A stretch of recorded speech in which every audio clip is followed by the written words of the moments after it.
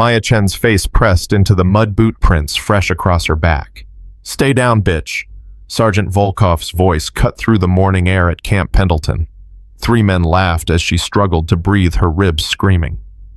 What they didn't know, what nobody knew, was that the broken girl in the dirt was Petty Officer First Class Maya Chen, SEAL Team 6 sniper.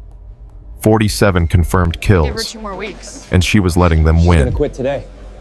For now. For today? Because in 2 weeks, when she'd gathered enough evidence of their treason, she'd show them exactly what a SEAL does to enemies of the state.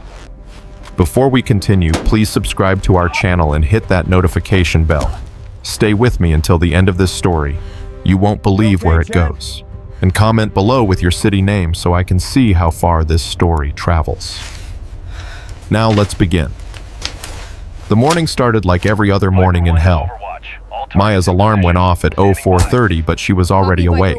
Sleep was something that happened to other people. People who weren't being hunted by their own brothers in arms. She rolled off her rack, every muscle protesting. The bruises from yesterday's training accident had bloomed into deep purple flowers across her ribs. "Morning, Princess," a voice called from the shadows. "Corporal Jake Brennan. Always Brennan. Yes, sir. Sleep well." Maya didn't answer. She'd learned that silence was the only response that didn't get used against her later. "I asked you a question, Marine." "Yes, Corporal." Her voice was flat empty, the voice of someone who'd already died inside. Brennan stepped closer, close enough that she could smell the coffee on his breath, the cigarettes he smoked behind the barracks. "You know what I think? I think you don't belong here. I think you're weak. I think you're going to wash out and everybody's going to forget you ever existed." What you think doesn't matter, Maya thought. What matters is what you're going to say to the Russian operative you're meeting tonight at 2200 hours behind the supply depot. But out loud, she said nothing. She grabbed her PT gear and headed to the showers. The women's facility was empty this early. The other 3 female recruits in the program had learned to time their schedules around hers. Association with Maya Chen was social suicide. She understood. She didn't blame them. The hot water hit her bruises and she bit back a gasp. Pain was just information. Her instructors at SEAL training had taught her that. Pain told you where your body was, what it could handle, how far you could push before something broke. She'd pushed pretty far in the 6 months since going undercover. She hadn't broken yet. She dried off, dressed, and made her way to the mess hall. The sun was just starting to edge over the California hills, painting everything in shades of gold and pink. Beautiful morning. Too beautiful for what was coming. The mess hall was packed with Marines in various stages of consciousness. Some looked barely human before their first coffee. Others were already amped up, talking loud, chest thumping before the day's training. Maya grabbed a tray and moved through the line, accepting scrambled eggs that looked like they'd been cooked yesterday, toast that could double as body armor, and coffee that was probably the only thing keeping her alive. She found an empty table in the corner. Always the corner. Always alone. She was 3 bites into breakfast when they arrived. Sergeant Rick Volkov, Staff Sergeant Derek Morrison, Corporal Jake Brennan, Private Tyler Nash, the 4 horsemen of her personal apocalypse. They didn't sit at her table, that would be too obvious. Instead, they took the table directly behind her, close enough that she could hear every word. "So I heard Chen almost quit yesterday," Morrison said loud enough that half the mess hall could hear. "During the obstacle course. Just stood there crying." Maya hadn't cried. She'd vomited after Morrison had kicked her in the kidney during a team-building exercise. But she hadn't cried. "She's not going to make it," Volkov replied. "Women never do. They just don't have what it takes." "My sister made it through Marine training," Nash offered. He was the youngest of the 4, barely 21. Sometimes Maya thought she saw doubt in his eyes, questions about what they were doing. But he never acted on those doubts. "Your sister's probably built like a man," Volkov shot back. "Chen's what, 5'4", maybe 110 pounds soaking wet. She's not a Marine, she's a liability." Maya kept eating. Every word was being recorded by the device hidden in her watch. Every conversation, every threat, every plan. Commander Sarah Blackwood was listening somewhere, building a case that would put these men in federal prison for the rest of their lives. "I give her 2 more weeks," Brennan said. "Max, I give her 2 days, Morrison countered, after what we have planned for today's field exercise. Maya's hand paused halfway to her mouth. What did they have planned? Her intelligence briefing hadn't mentioned anything special about today's exercise. It was supposed to be standard tactical movement training, nothing unusual. Think she'll cry this time? Nash asked. I think she'll quit, Volkov said. And good riddance. They stood up, dumped their trays, and filed out. Maya waited 30 seconds, then followed. She had 15 minutes before formation. Enough time to send an encrypted message to Blackwood. She ducked into a maintenance closet that she'd verified had no security cameras, pulled out the encrypted phone hidden in her boot, and typed quickly. Target group discussing plans for today's field X. No prior intel. Possible escalation. Request guidance. The response came back in under a minute. Continue mission. We're monitoring. Stay safe. Stay safe, right. Because that was totally possible when you were a SEAL sniper pretending to be a struggling Marine recruit while investigating a weapons trafficking ring run by men who wanted you gone. Maya pocketed the phone and headed to formation. The morning air was crisp clean. Perfect California weather. The kind of day that made you grateful to be alive. Maya stood in formation, spine straight, eyes forward, while First Sergeant Williams called roll and outlined the day's training. Field exercise, people. Tactical movement through hostile terrain, live fire elements, extraction scenarios. This is what you've been training for. I expect every one of you to perform at your absolute best. Am I clear? Yes, First Sergeant. Outstanding. Transport leaves in 20 minutes. Gear up.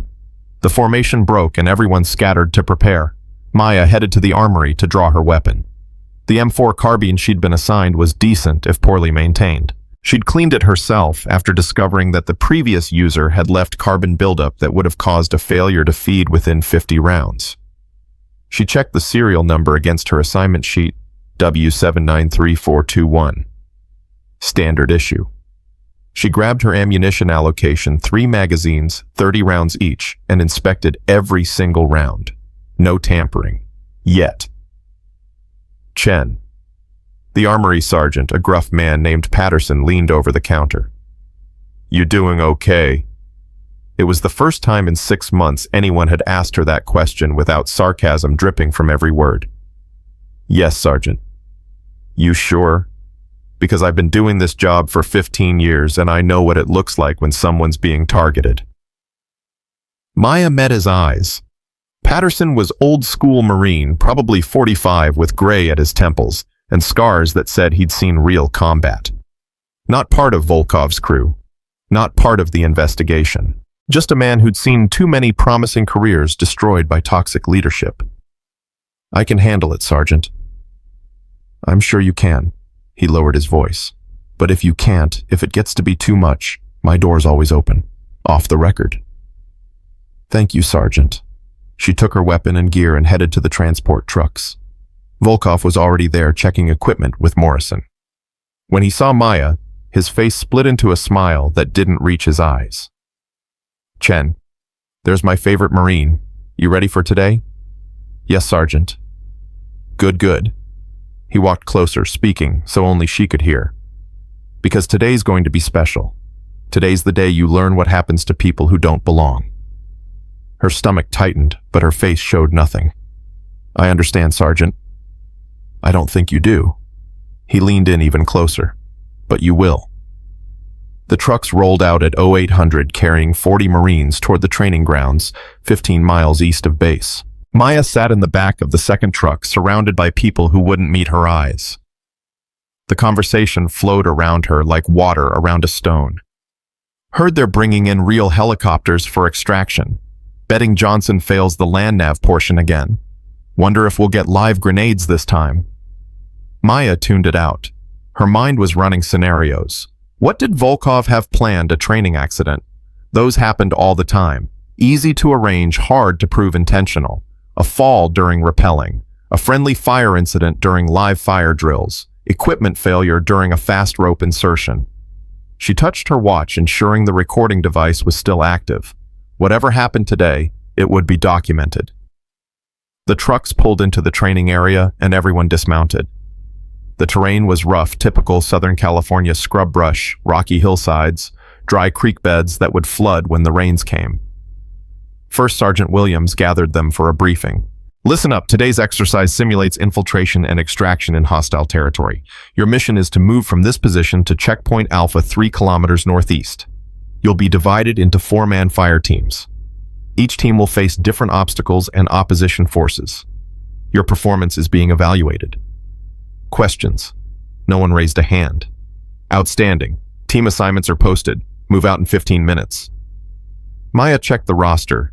She was assigned to Team 7 with 3 Marines she'd never worked with before. Lance Corporal Stevens, Private First Class Rodriguez, and Private Kim. None of them were part of Volkov's crew. Interesting. Stevens approached her first. He was tall, maybe 6'2", built like he'd played college football.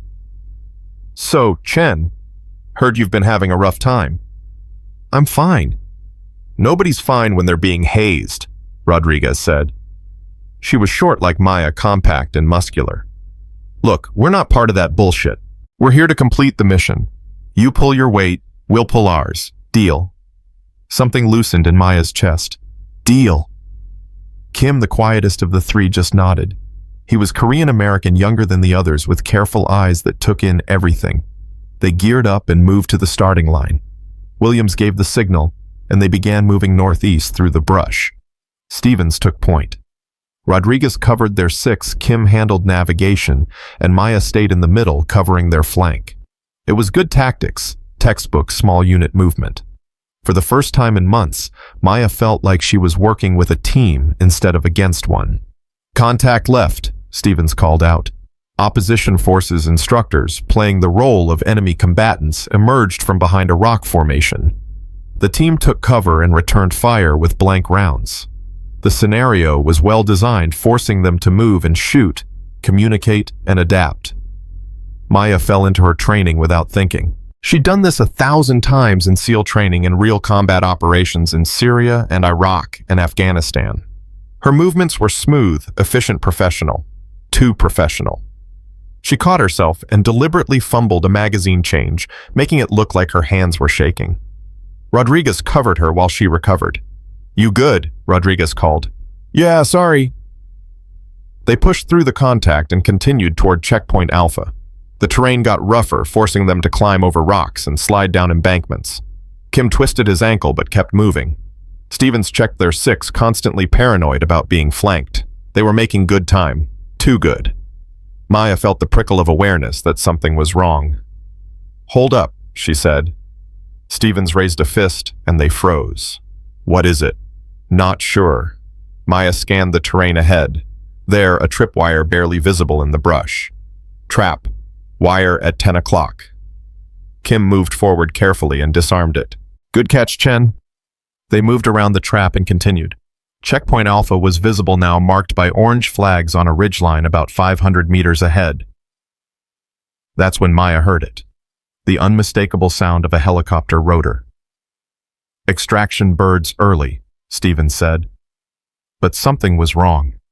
The sound was coming from the wrong direction, and it was moving too fast. Get down, Maya shouted. She tackled Stevens into a ditch just as the helicopter roared overhead. But it wasn't an extraction helicopter. It was a civilian chopper, and it was flying dangerously low, kicking up dust and debris. The rest of the team hit the dirt as the helicopter passed. When the dust cleared, they saw it hovering over checkpoint Alpha. What the hell? Rodriguez muttered. Maya's mind was racing. This wasn't part of the exercise. This was wrong. She keyed her radio. Team 7 to control. We have an unscheduled aircraft at checkpoint Alpha. Please confirm. Static. Team 7 to control. Do you copy? Nothing. Radios are jammed, Kim said, checking his equipment. Someone's blocking the frequency. Maya's blood ran cold. This was it. This was Volkov's plan. The helicopter landed at checkpoint Alpha and 4 men dismounted. Even from this distance, Maya recognized them. Volkov, Morrison, Brennan, Nash. Those are our guys, Stevens said, confused.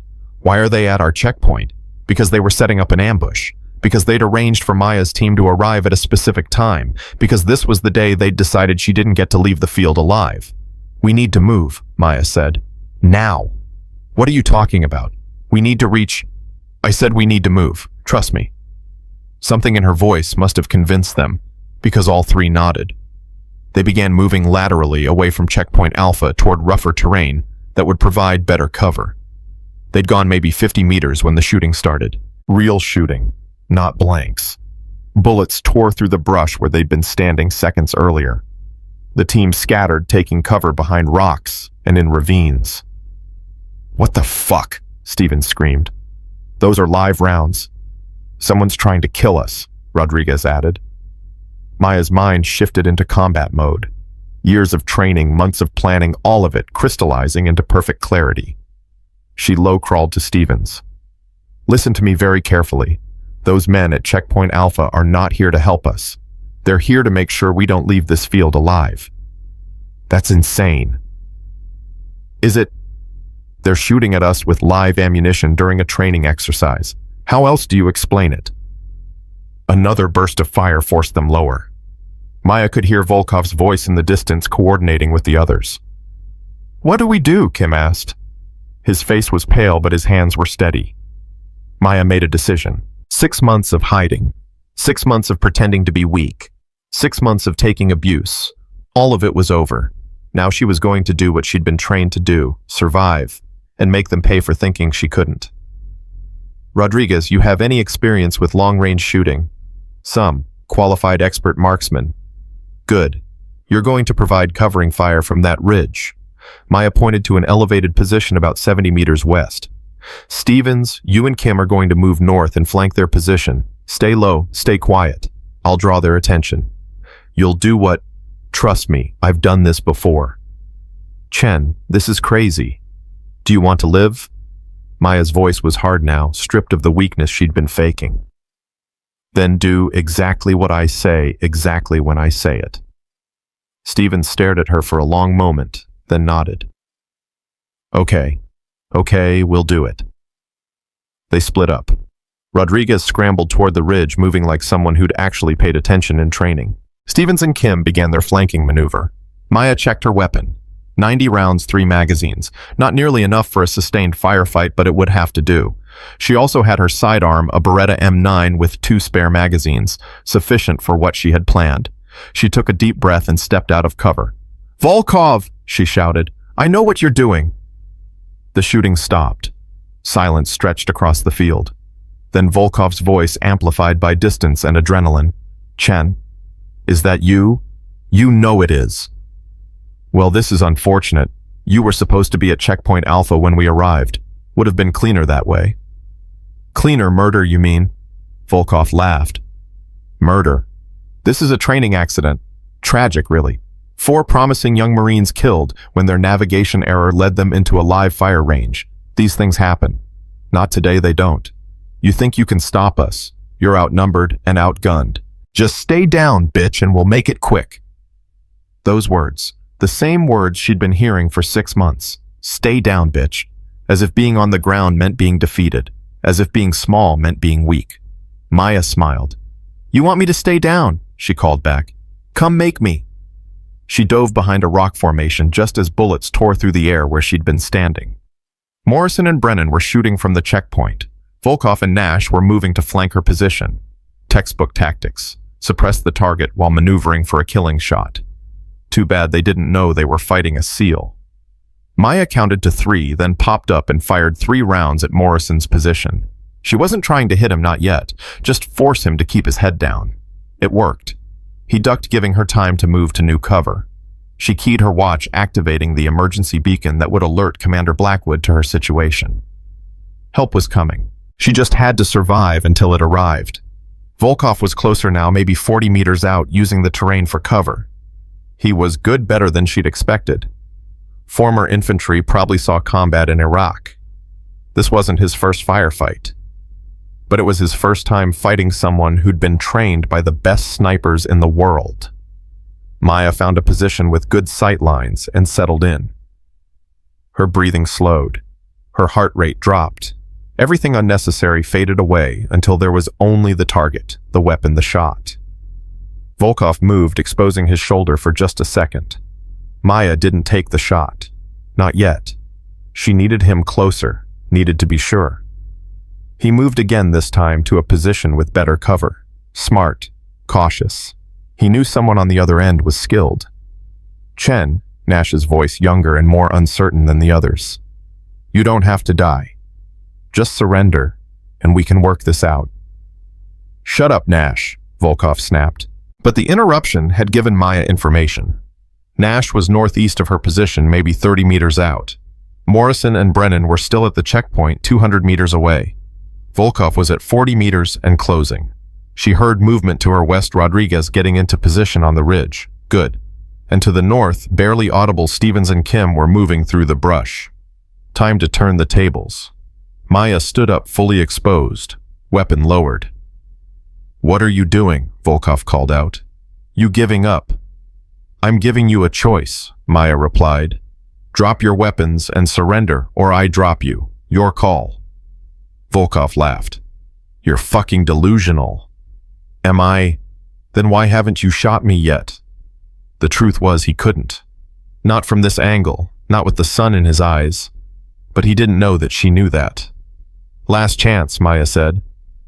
Volkov raised his weapon. Maya moved. She wasn't there anymore. She was behind cover weapon, upsight picture perfect. And when Volkov adjusted his aim to find her, she took the shot. The blank round, because this was still technically a training exercise and her weapon was loaded with blanks, hit him square in the chest. If it had been live ammunition, he'd be dead. Kill confirmed, Maya said calmly. You're out, Sergeant. Volkov stared at her in disbelief. What the? Tactical movement, proper use of cover, superior positioning. These are things they teach on day one. Apparently you weren't paying attention. Morrison fired at her from the checkpoint. Real bullets this time. He'd switched to his secondary weapon, which was loaded with live rounds. The facade of a training exercise was over. Maya dove as rounds tore into the rock where she'd been standing. This was it. This was real combat now. Rodriguez opened fire from the ridge, forcing Morrison to take cover. Stevens and Kim emerged from the north, catching Brennan in a crossfire. Nash, realizing they were surrounded, dropped his weapon and raised his hands. I surrender. Don't shoot, smart kid. Probably the only one who'd walk away from this with just a court-martial instead of a murder charge. But Morrison and Brennan weren't giving up. They laid down suppressive fire and tried to fall back toward the helicopter. That's when Maya heard it. The beautiful, unmistakable sound of military helicopters. Real ones. Blackbirds coming in fast and low. NCIS had arrived. The helicopters surrounded the field and armed agents fast roped down. Morrison and Brennan were on the ground and zip-tied within 30 seconds. Volkov, still stunned from Maya's shot, didn't even resist. Commander Sarah Blackwood jumped down from the lead helicopter and strode toward Maya. She was 43, built like someone who still hit the gym every day with steel-gray eyes that missed nothing. Petty Officer Chen, she said formally. Are you injured? No, ma'am. Good. Then Blackwood turned to Stevens, Rodriguez, and Kim, who were staring at Maya like she'd just grown a second head. Your teammate just saved your lives. The men we arrested were planning to murder all four of you and make it look like a training accident. Who is she? Stevens asked. That's classified, Blackwood replied. But you'll be debriefed and read into the situation. For now, just know that you're safe. And these men are going to federal prison for a very long time. She turned back to Maya. We got the recordings. Every word, every plan, every contact. The case is solid. You did exceptional work. Thank you, ma'am. There's more. Blackwood's expression darkened. We identified the Russian operative Konstantin Volkov, Rick's cousin. He's been arrested by FBI counterintelligence. The weapons trafficking network extended to 3 other military bases. Because of your work, we've dismantled the entire operation. Maya nodded slowly. 6 months. 6 months of hell. But it had been worth it. There's something else you need to know, Blackwood continued. The information they sold it compromised 3 SEAL team operations in the past year: Syria, Yemen, and Afghanistan. Maya's blood ran cold. Casualties. 1 KIA, 2 WIA. A SEAL had died because of what these men had done. Someone's brother, someone's son, someone's husband. Dead because Volkov wanted money and didn't care who he sold out to get it. Maya walked over to where Volkov was being held by NCIS agents. She looked him in the eye. "You told me to stay down," she said quietly. "You told me I didn't belong. You told me I was weak." Volkov said nothing. "You were wrong about all of it. But you were especially wrong about one thing." She leaned closer. "I'm not a struggling Marine recruit. I'm Petty Officer First Class Maya Chen, SEAL Team 6 Naval Special Warfare Development Group.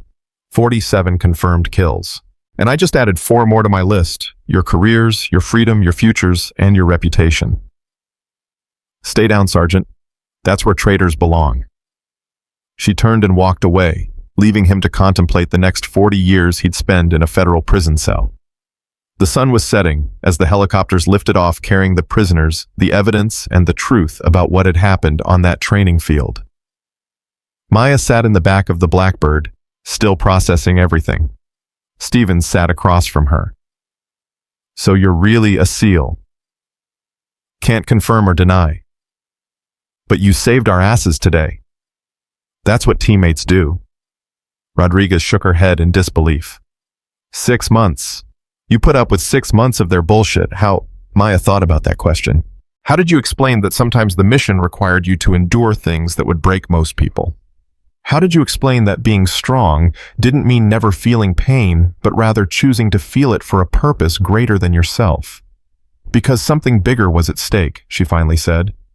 And because quitting wasn't an option. Kim, who'd been silent until now, spoke up.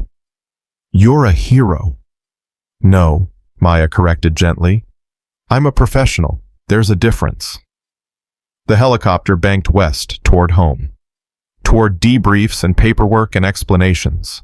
Toward the continuation of a career that had been temporarily derailed but never broken. As they flew over the Pacific Ocean, Maya closed her eyes and allowed herself a moment of satisfaction. The mission was complete. The bad guys were in custody. Justice would be served. And maybe, just maybe, the next female recruit at Camp Pendleton would have an easier time because of what happened today. Maybe the culture would change. Maybe respect would be earned by capability instead of gender. Or maybe not. Maybe she just removed 4 bad apples, and the rot would grow back in a different form. Either way, Maya Chen had done her job. She'd stayed down when she needed to, and when the moment came, she'd risen up and reminded everyone that true strength isn't measured in size or gender or assumptions. It's measured in results, and her results spoke for themselves. The debriefing room at Naval Special Warfare Command was smaller than Maya expected. Just a metal table, 4 chairs and walls that had probably absorbed 1,000 secrets. Commander Blackwood sat across from her, a thick folder open between them. 3 hours had passed since the helicopters touched down. 3 hours of medical checks, evidence logging, and preliminary statements. Maya's hands still smelled like gunpowder. "Tell me about the first time you suspected Volkov," Blackwood said. Maya's mind traveled back to February, her 3rd week undercover. "He was too interested in my background.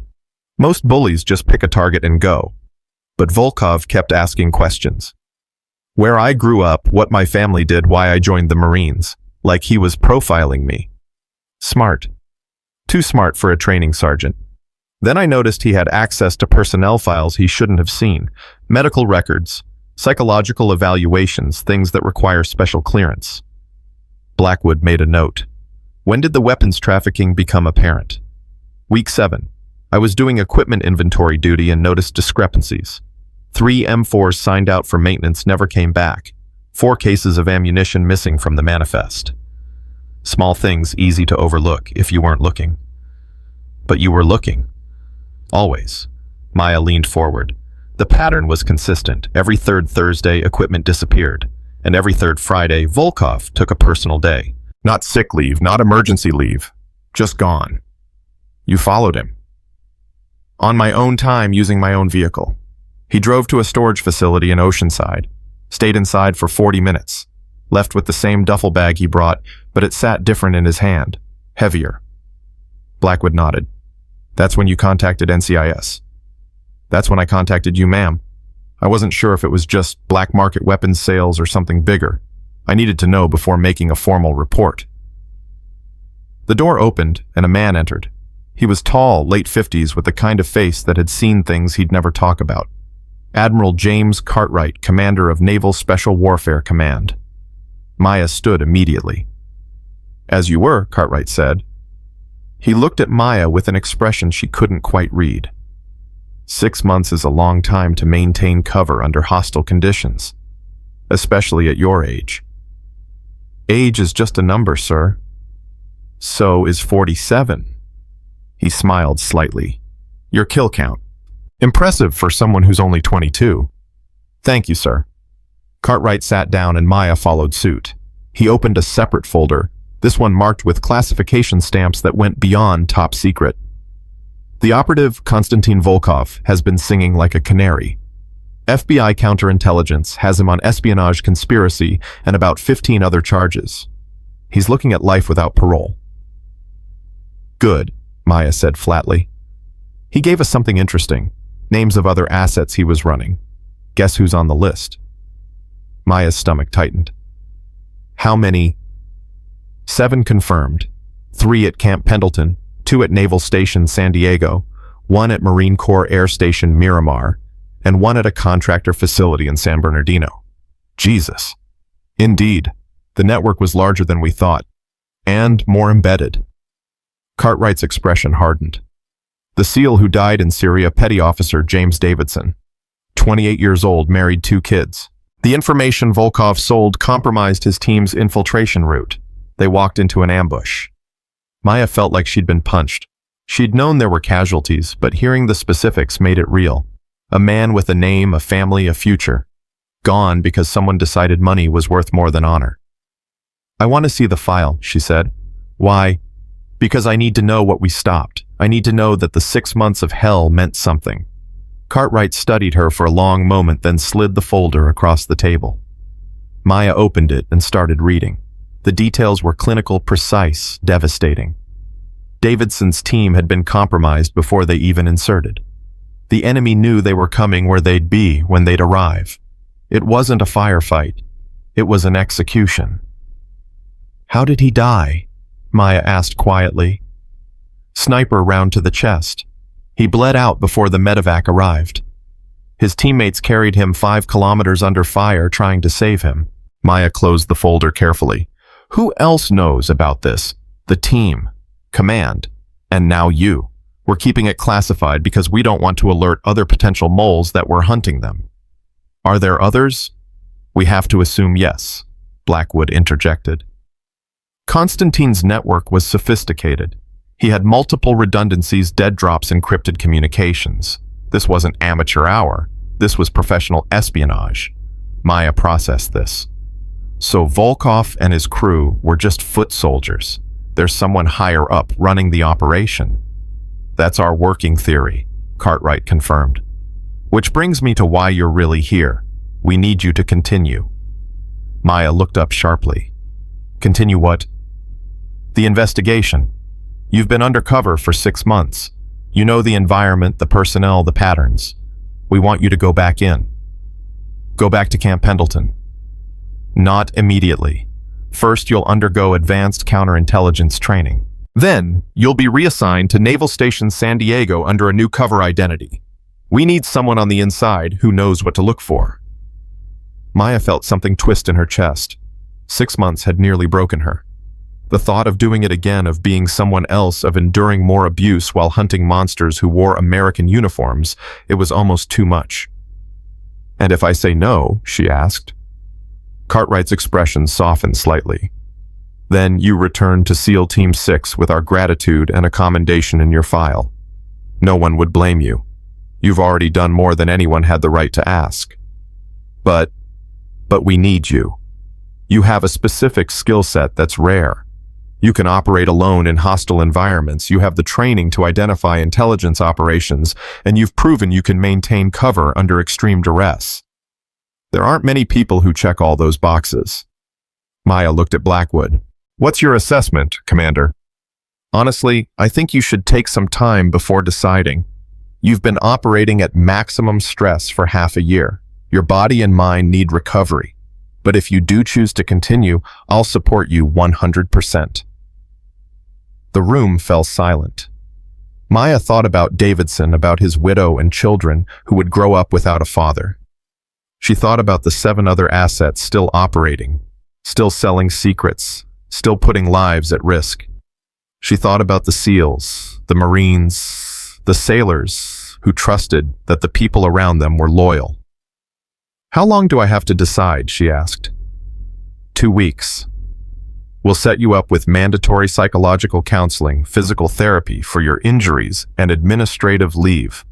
After that, if you're willing, we'll begin the next phase. Maya nodded slowly. "I'll need access to all intelligence on the 7 assets. Everything Constantine gave you. I want to know who I'm hunting." Cartwright smiled. "Already thinking ahead. Good. You'll have full access starting tomorrow. But tonight you go home and sleep. That's an order." "Yes, sir." She stood, saluted, and left the room. The corridor outside was empty, fluorescent lights buzzing overhead. Her legs felt weak, her hands shaking slightly now that the adrenaline had worn off. 6 months of tension, 6 months of hypervigilance, and her body was finally realizing it was safe. Sort of. She made it to her car before the tears came. Not sad tears, not happy tears.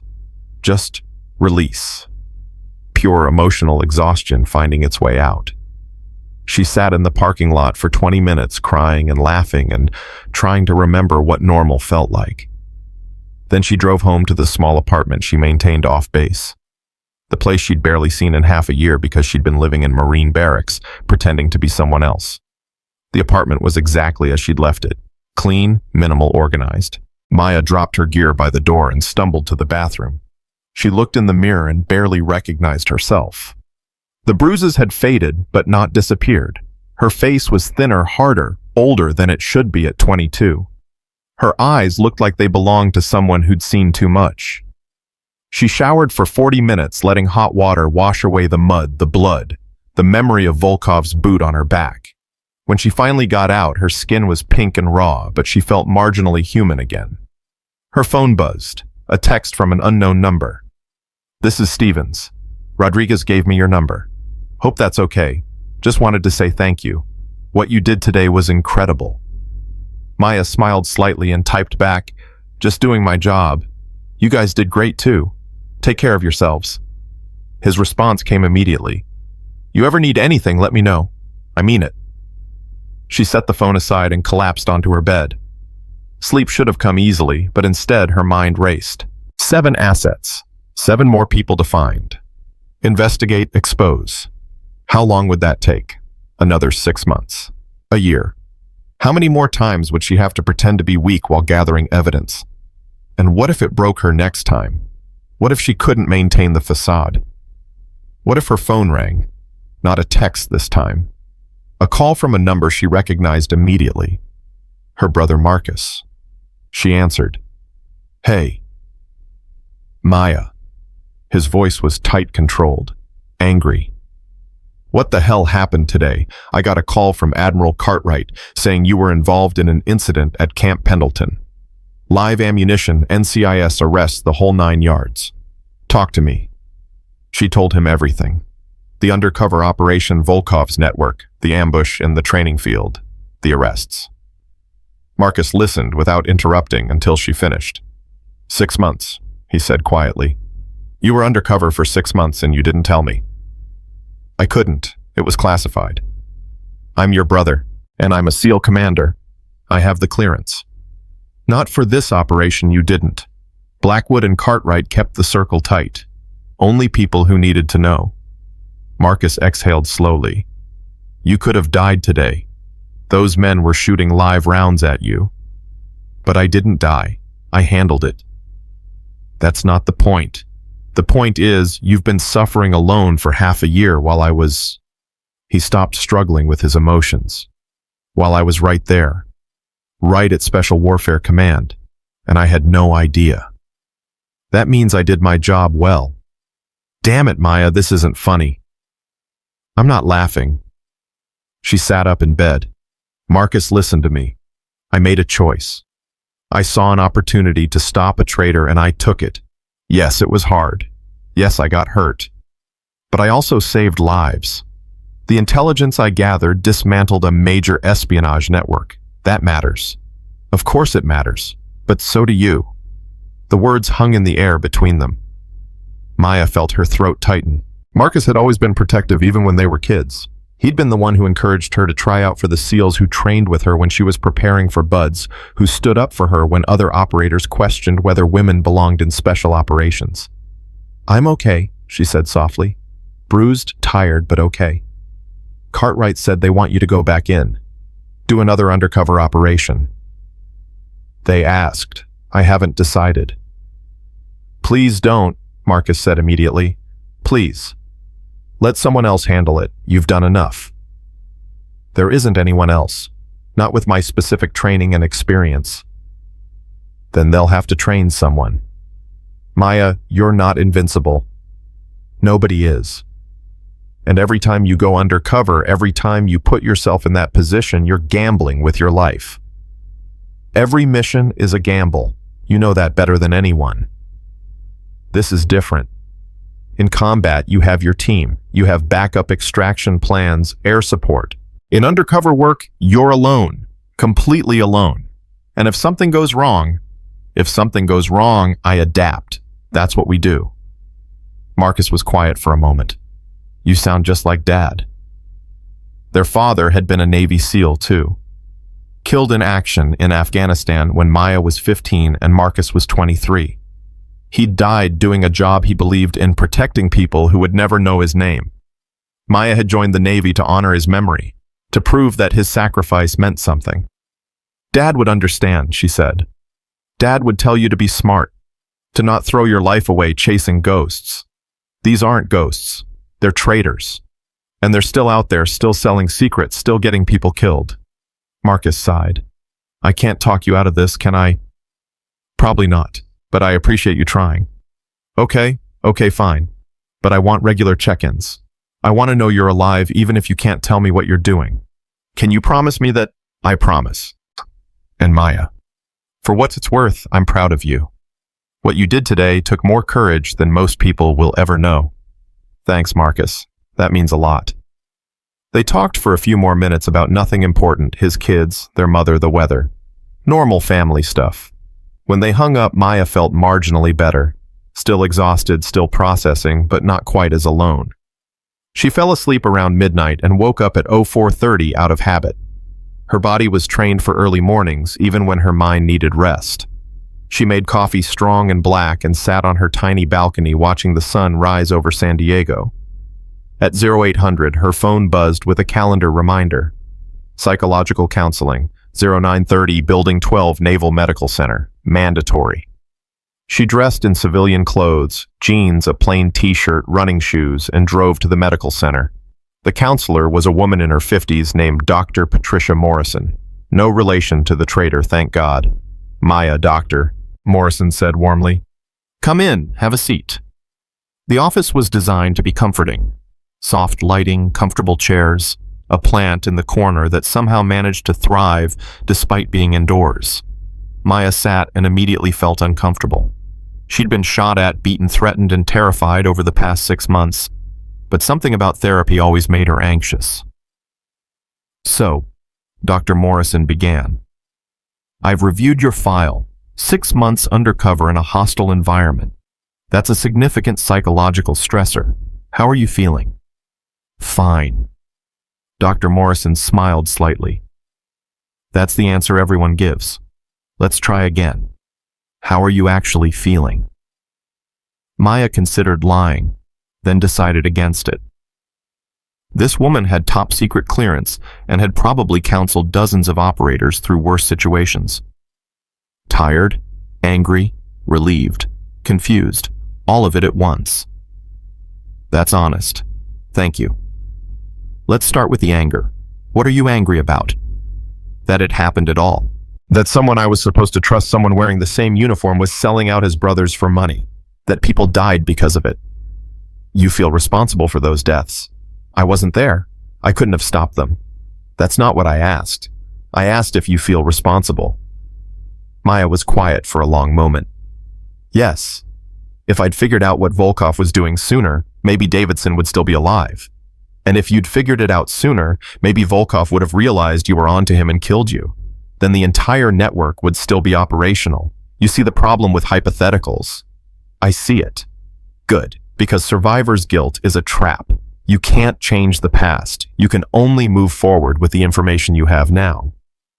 They talked for an hour about stress trauma coping mechanisms and recovery. Dr. Morrison was good at her job. She asked difficult questions without judgment, pushed without being aggressive, and seemed to genuinely care about Maya's well-being. As the session ended, Dr. Morrison said, "I understand you're being asked to return to undercover work. Have you decided?" "Not yet." "My professional opinion. You need at least 3 months before taking on another high-stress assignment. Your mind and body need time to heal, but I also know that SEAL operators don't always listen to professional opinions." Maya smiled slightly. "We prefer to think of it as having a high pain tolerance. There's a difference between tolerating pain and ignoring damage. Make sure you know which one you're doing." Maya left the appointment feeling both better and worse. Better because talking had helped. Worse because she now understood how close she'd come to breaking during the past 6 months. She drove to the Naval Special Warfare Training Facility and checked in at the security gate. Blackwood had authorized her access to the intelligence files on the 7 remaining assets. She spent the next 4 hours in a secure reading room absorbing information. Asset 1, Lieutenant Commander Robert Chen, no relation to Maya or Marcus. Stationed at Naval Station San Diego, worked in logistics coordination. Suspected of providing shipping schedules and cargo manifests to Konstantin Volkov. Asset 2, Master Chief David Patterson. Wait. Patterson. Maya's heart sank. The armory sergeant who'd been kind to her, who'd offered help. He was compromised. She read deeper. The evidence was circumstantial but damning. Equipment discrepancies in his inventory logs, unexplained deposits in his bank account, phone records showing calls to known Russian intelligence operatives. Asset 3, civilian contractor named Sarah Mills. Worked at a facility that manufactured targeting systems for guided missiles. Had been selling technical specifications to foreign buyers for over 2 years. The list continued. Each name, each profile, each pattern of betrayal. Maya memorized it all. If she was going back in, she needed to know her enemies better than they knew themselves. By 1600 hours, her head was pounding, and her eyes burned from reading. She grabbed dinner at the on-base cafeteria lasagna that tasted like cardboard and salad, that was mostly iceberg lettuce, and ate alone while reviewing her notes. "Chen." A voice interrupted her thoughts. She looked up to see Rodriguez and Kim standing with trays of their own. "Mind if we join you?" Rodriguez asked. "Go ahead." They sat down and ate in silence for a minute. Then Kim said, "We got debriefed today. NCIS explained who you really are, what you were doing. I figured they would." 6 months is a long time to pretend," Rodriguez said quietly. "I don't think I could do it." "You could if you had to. People are stronger than they think." Kim shook his head. "Not me. I wanted to quit during the first week of basic training. The only reason I didn't was because my dad would have killed me." Maya smiled slightly. Sometimes external pressure is enough. Sometimes you need something bigger to hold on to. "What did you hold on to?" Rodriguez asked. Maya thought about Davidson, about the SEAL who died because of information Volkov sold, about all the other operators whose lives depended on the people around them being loyal, the mission, and the people I was protecting. They finished eating, and Rodriguez said, "We heard they want you to do it again. Go undercover somewhere else." Word travels fast. "Are you going to do it?" "I don't know yet." Rodriguez leaned forward. "For what it's worth, I think you should. Not because I want you to suffer, but because you're really good at it. And there aren't many people who can do what you do." "That's what everyone keeps telling me." "Because it's true," Kim added. "You saved our lives yesterday. You took down a traitor. You made the military safer. That matters." Maya nodded slowly. "Thanks, both of you." They parted ways, and Maya drove back to her apartment. She poured a glass of whiskey, sat on her balcony, and watched the city lights flicker on as darkness fell.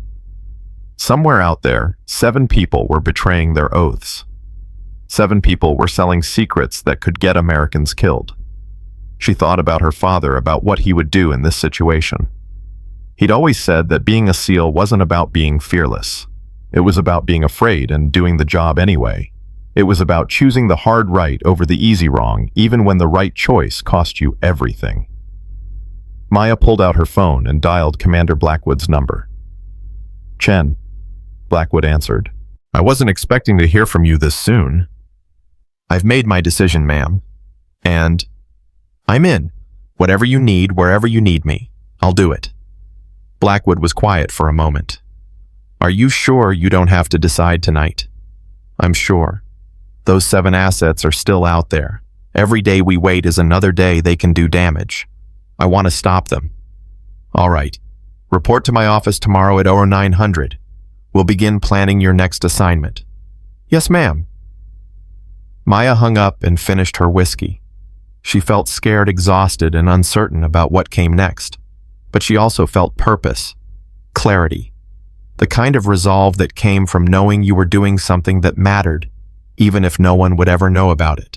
She went to bed early and slept for 10 hours straight. No nightmares, no interruptions, just deep, dreamless sleep. When she woke up the next morning, she felt ready, not healed, not recovered, but ready. And sometimes that was enough. Commander Blackwood's office smelled like coffee and old paper. Maya arrived at 0855 and waited outside until exactly 0900 before knocking. Precision mattered in this line of work. "Come in," Blackwood called. Maya entered to find 3 people waiting. Blackwood sat behind her desk. Admiral Cartwright stood by the window, and a third person Maya didn't recognize occupied the chair to the left. He was maybe 40, clean-cut, wearing a suit that screamed FBI. "Petty Officer Chen, this is Special Agent David Rourke, FBI Counterintelligence Division," Blackwood said. "He'll be coordinating the investigation into the remaining assets." Rourke stood and offered his hand. His grip was firm, professional. "I've read your file. Impressive work at Camp Pendleton. The evidence you gathered gave us enough to flip Konstantin Volkov in under 6 hours." "He talked that fast?" Maya asked. "He talked the second we showed him the recordings. Espionage carries the death penalty. He wanted a deal." Rourke pulled out a tablet and swiped through several documents. "What he gave us confirmed 7 active assets and suggested 3 more we hadn't identified. That's 10 total conspirators, still operational." Maya's stomach dropped. 10? The brief yesterday said 7. Yesterday we knew about 7. Today it's 10. Tomorrow it might be 12. This network is deeper than anyone anticipated. Cartwright moved away from the window and sat down. "Which is why we need to move fast and move smart. Agent Rourke has proposed a joint operation between NCIS FBI and Naval Special Warfare. You'd be the primary operative." "What's the target?" Maya asked. Blackwood activated the wall monitor and brought up a photograph. Master Chief David Patterson stared back at Maya. The same man who'd offered her help, who'd seemed genuinely concerned about her well-being. The betrayal stung worse than any of Volkov's insults. "Patterson is our priority target," Rourke explained. "He has access to weapons inventory across 3 naval bases. He's been systematically diverting equipment for over 18 months. Rifles, ammunition, explosives, night vision devices. We estimate the total value at over $2 million. "Where's it going?" Maya asked. "Multiple buyers, Russian intelligence, Chinese industrial espionage, Mexican cartel operations, and at least 2 terrorist organizations we haven't fully identified. Patterson doesn't discriminate as long as the money's good." Maya felt sick. This wasn't just theft. This was arming America's enemies with American weapons. "How do you want to approach him?" Blackwood leaned forward. "Patterson likes you. He reached out after your incident at Camp Pendleton, asked if you were okay, expressed concern about toxic leadership. We think he sees you as a potential recruit. You want me to get close to him?" "We want you to let him recruit you," Cartwright corrected. "Make him think you're disillusioned with the Navy, angry about how you were treated, questioning whether the system is worth defending. Give him an opening." Maya processed this. It was smart tactics. Patterson thought he was identifying a vulnerable target. He didn't know the target was hunting him. "What's my cover story?" Rourke pulled up another document. You're being transferred to Naval Station San Diego Logistics Coordination Section, same building where Patterson works. Your official reason is that you requested reassignment after the trauma of the Camp Pendleton operation. Unofficially, you're positioning yourself as someone he can manipulate. When do I start? Monday. Today's Thursday. That gives you 3 days to prepare, memorize your legend, and get into character.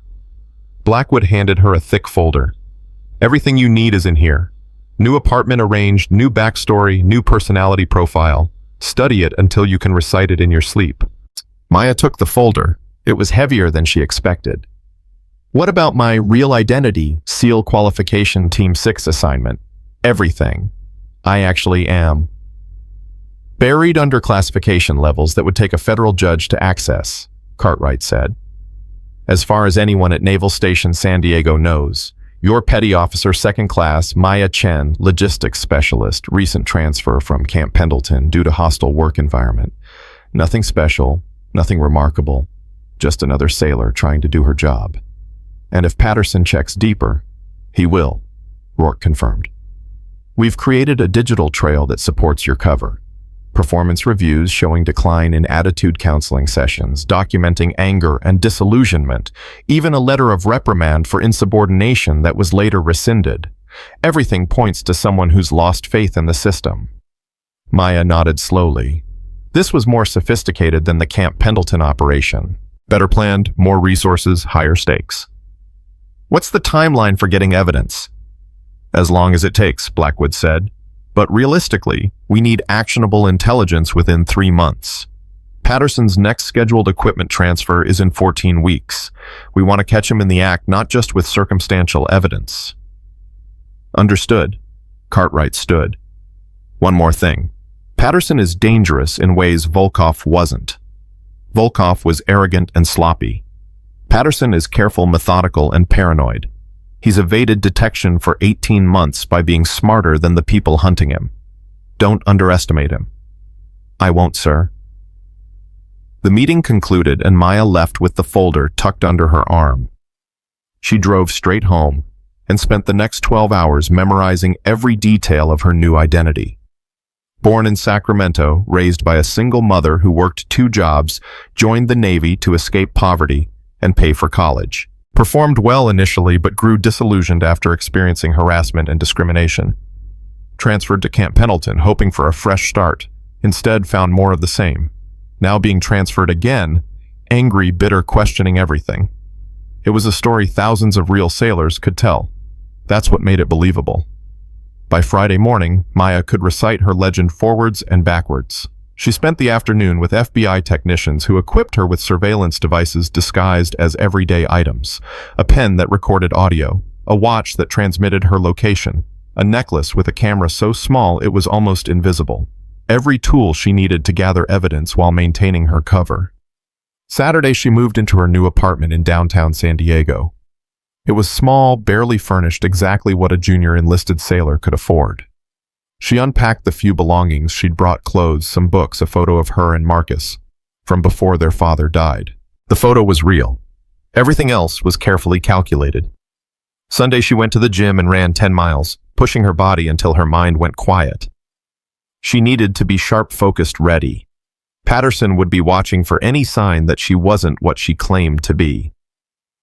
Monday morning arrived with cloudless skies and warm sunshine. Maya, dressed in her Navy working uniform, checked that all her surveillance devices were functioning and drove to Naval Station San Diego.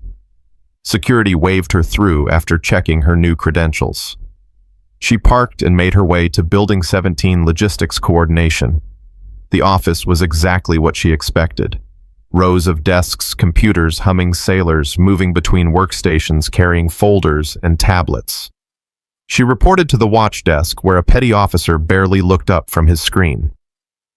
Name: Petty Officer Chen Maya, transferring in from Camp Pendleton. He checked his computer. Yeah, you're expected. 3rd floor, desk 27.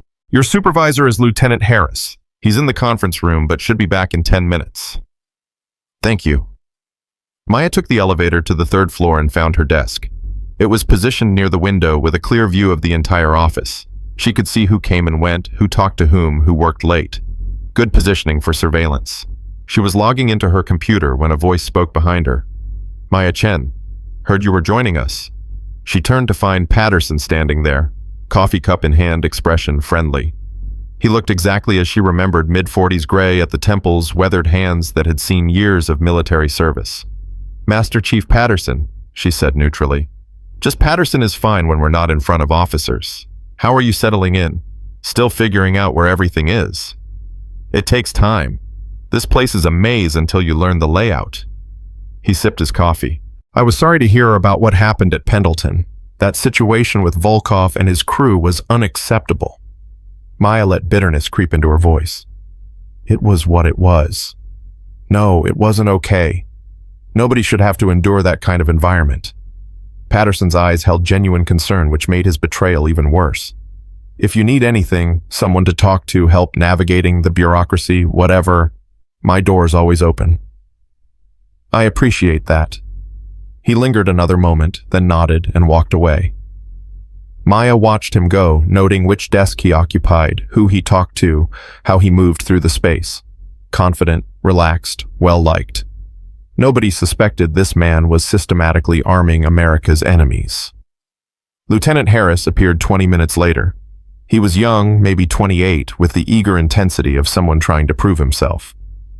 Petty Officer Chen, I'm Lieutenant Harris. Welcome to the team. Thank you, sir. I've reviewed your file. Excellent technical skills, strong attention to detail. Exactly what we need in logistics coordination. He handed her a tablet. Your first assignment is inventory reconciliation for the small arms vault. We've had some discrepancies that need sorting out. Maya's pulse quickened. Inventory discrepancies. That's how Patterson was covering his theft. And now she was being assigned to investigate it. Either this was incredible luck or Patterson was testing her. When do you need it completed? She asked. End of week. Should give you enough time to get familiar with our systems and procedures. Maya spent the rest of the day learning the inventory management software, reviewing requisition procedures, and mapping the workflow. By 1700 hours, when most people were heading home, she was deep into the discrepancy reports. The numbers didn't add up. 3 rifles signed out for maintenance 6 weeks ago never returned. 2 cases of ammunition missing from a supply transfer. Night vision devices that showed as delivered but weren't in the vault. Patterson was good. Each discrepancy was small enough to be dismissed as clerical error, but together they formed a pattern, and Maya could see exactly how he was doing it. Working late on your first day, Patterson appeared beside her desk carrying a cardboard box. That's dedication. Just trying to understand the system. Find anything interesting in those inventory reports? There it was. The test. He wanted to see how she'd react to the discrepancies. Maya chose her words carefully. Just a lot of paperwork that doesn't match reality. But I guess that's typical military bureaucracy. Patterson smiled slightly. Yeah, military bureaucracy. That's one way to look at it. He set the box down. You hungry? Couple of us are grabbing dinner at a place off base. Nothing fancy, just burgers and beer. You're welcome to join. Maya's training screamed caution. Don't accept too quickly. Don't seem eager. Maintain distance. But she also needed to get close to him. I don't want to intrude. You're not intruding. Consider it a welcome to the team thing. Patterson's expression was genuine friendly. Come on, you've been staring at spreadsheets for 8 hours. You deserve a break. All right, thank you. They took separate vehicles to a bar called Murphy's about 3 miles from base. It was the kind of place military personnel frequented, pool tables, sports, on TV, cheap drinks. Patterson was waiting outside with 2 other sailors Maya didn't recognize. Maya, this is Chief Rodriguez and Petty Officer Kim. Maya froze. These were the same Rodriguez and Kim from the Camp Pendleton incident. What were they doing here? Rodriguez saw her recognition and smiled. Small Navy, huh? We got transferred here 2 weeks ago. Funny how that works, Maya said carefully. Had NCIS planted them here? Or was this coincidence? They went inside and grabbed a booth. Patterson ordered a round of beers and everyone settled in. The conversation started casual sports weekend plans, complaints about officers, normal sailor talk. Maya participated just enough to seem engaged without drawing attention. Then Patterson said, "So, Maya Rodriguez mentioned you were pretty impressive during that field exercise at Pendleton. Said you handled yourself better than most experienced Marines." Maya shot Rodriguez a warning look, but she just shrugged. "She saved our lives. Give credit where it's due." "I was just trying to survive," Maya said. "Surviving when people are shooting at you takes skill," Patterson observed. "Where'd you learn to shoot like that?" Here was the dangerous part. Maya couldn't reveal her SEAL training, but she needed to establish competence without raising suspicion. "My dad, he was Navy, took me shooting when I was a kid. After he died, I kept it up." Reminded me of him. Truth mixed with fiction. The best kind of lie. "Sorry about your dad," Patterson said. "Mine was Navy too, submariner. Served 28 years and died 6 months after retirement. Heart attack. All that service and he barely got to enjoy being a civilian. That's rough. Yeah. Made me think about what we're really doing, giving our best years to an institution that'll forget us the second we're gone." Patterson drank his beer. "You ever feel that way?" Maya recognized the recruiting pitch. He was testing her disillusionment, seeing if she'd bite. "Sometimes, especially after Pendleton. I wanted to quit so many times." "Why didn't you?" "Because quitting felt like letting them win." Patterson nodded thoughtfully. "That's pride talking. Pride's good, but it doesn't pay the bills. Doesn't make up for being treated like garbage by people who should have your back." "What's your point?" "No point. Just saying there are other ways to serve your own interests while still wearing the uniform. Ways that recognize your actual value instead of treating you like a disposable asset." There it was. The offer carefully wrapped in philosophy and resentment. Maya pretended to consider his words while her mind raced. She couldn't accept too quickly, but she couldn't reject him either. She needed to stay in the middle, keep him interested. "I'm not looking for trouble," she said finally. "Neither am I, just opportunities." Patterson stood. "Think about it. In the meantime, welcome to San Diego.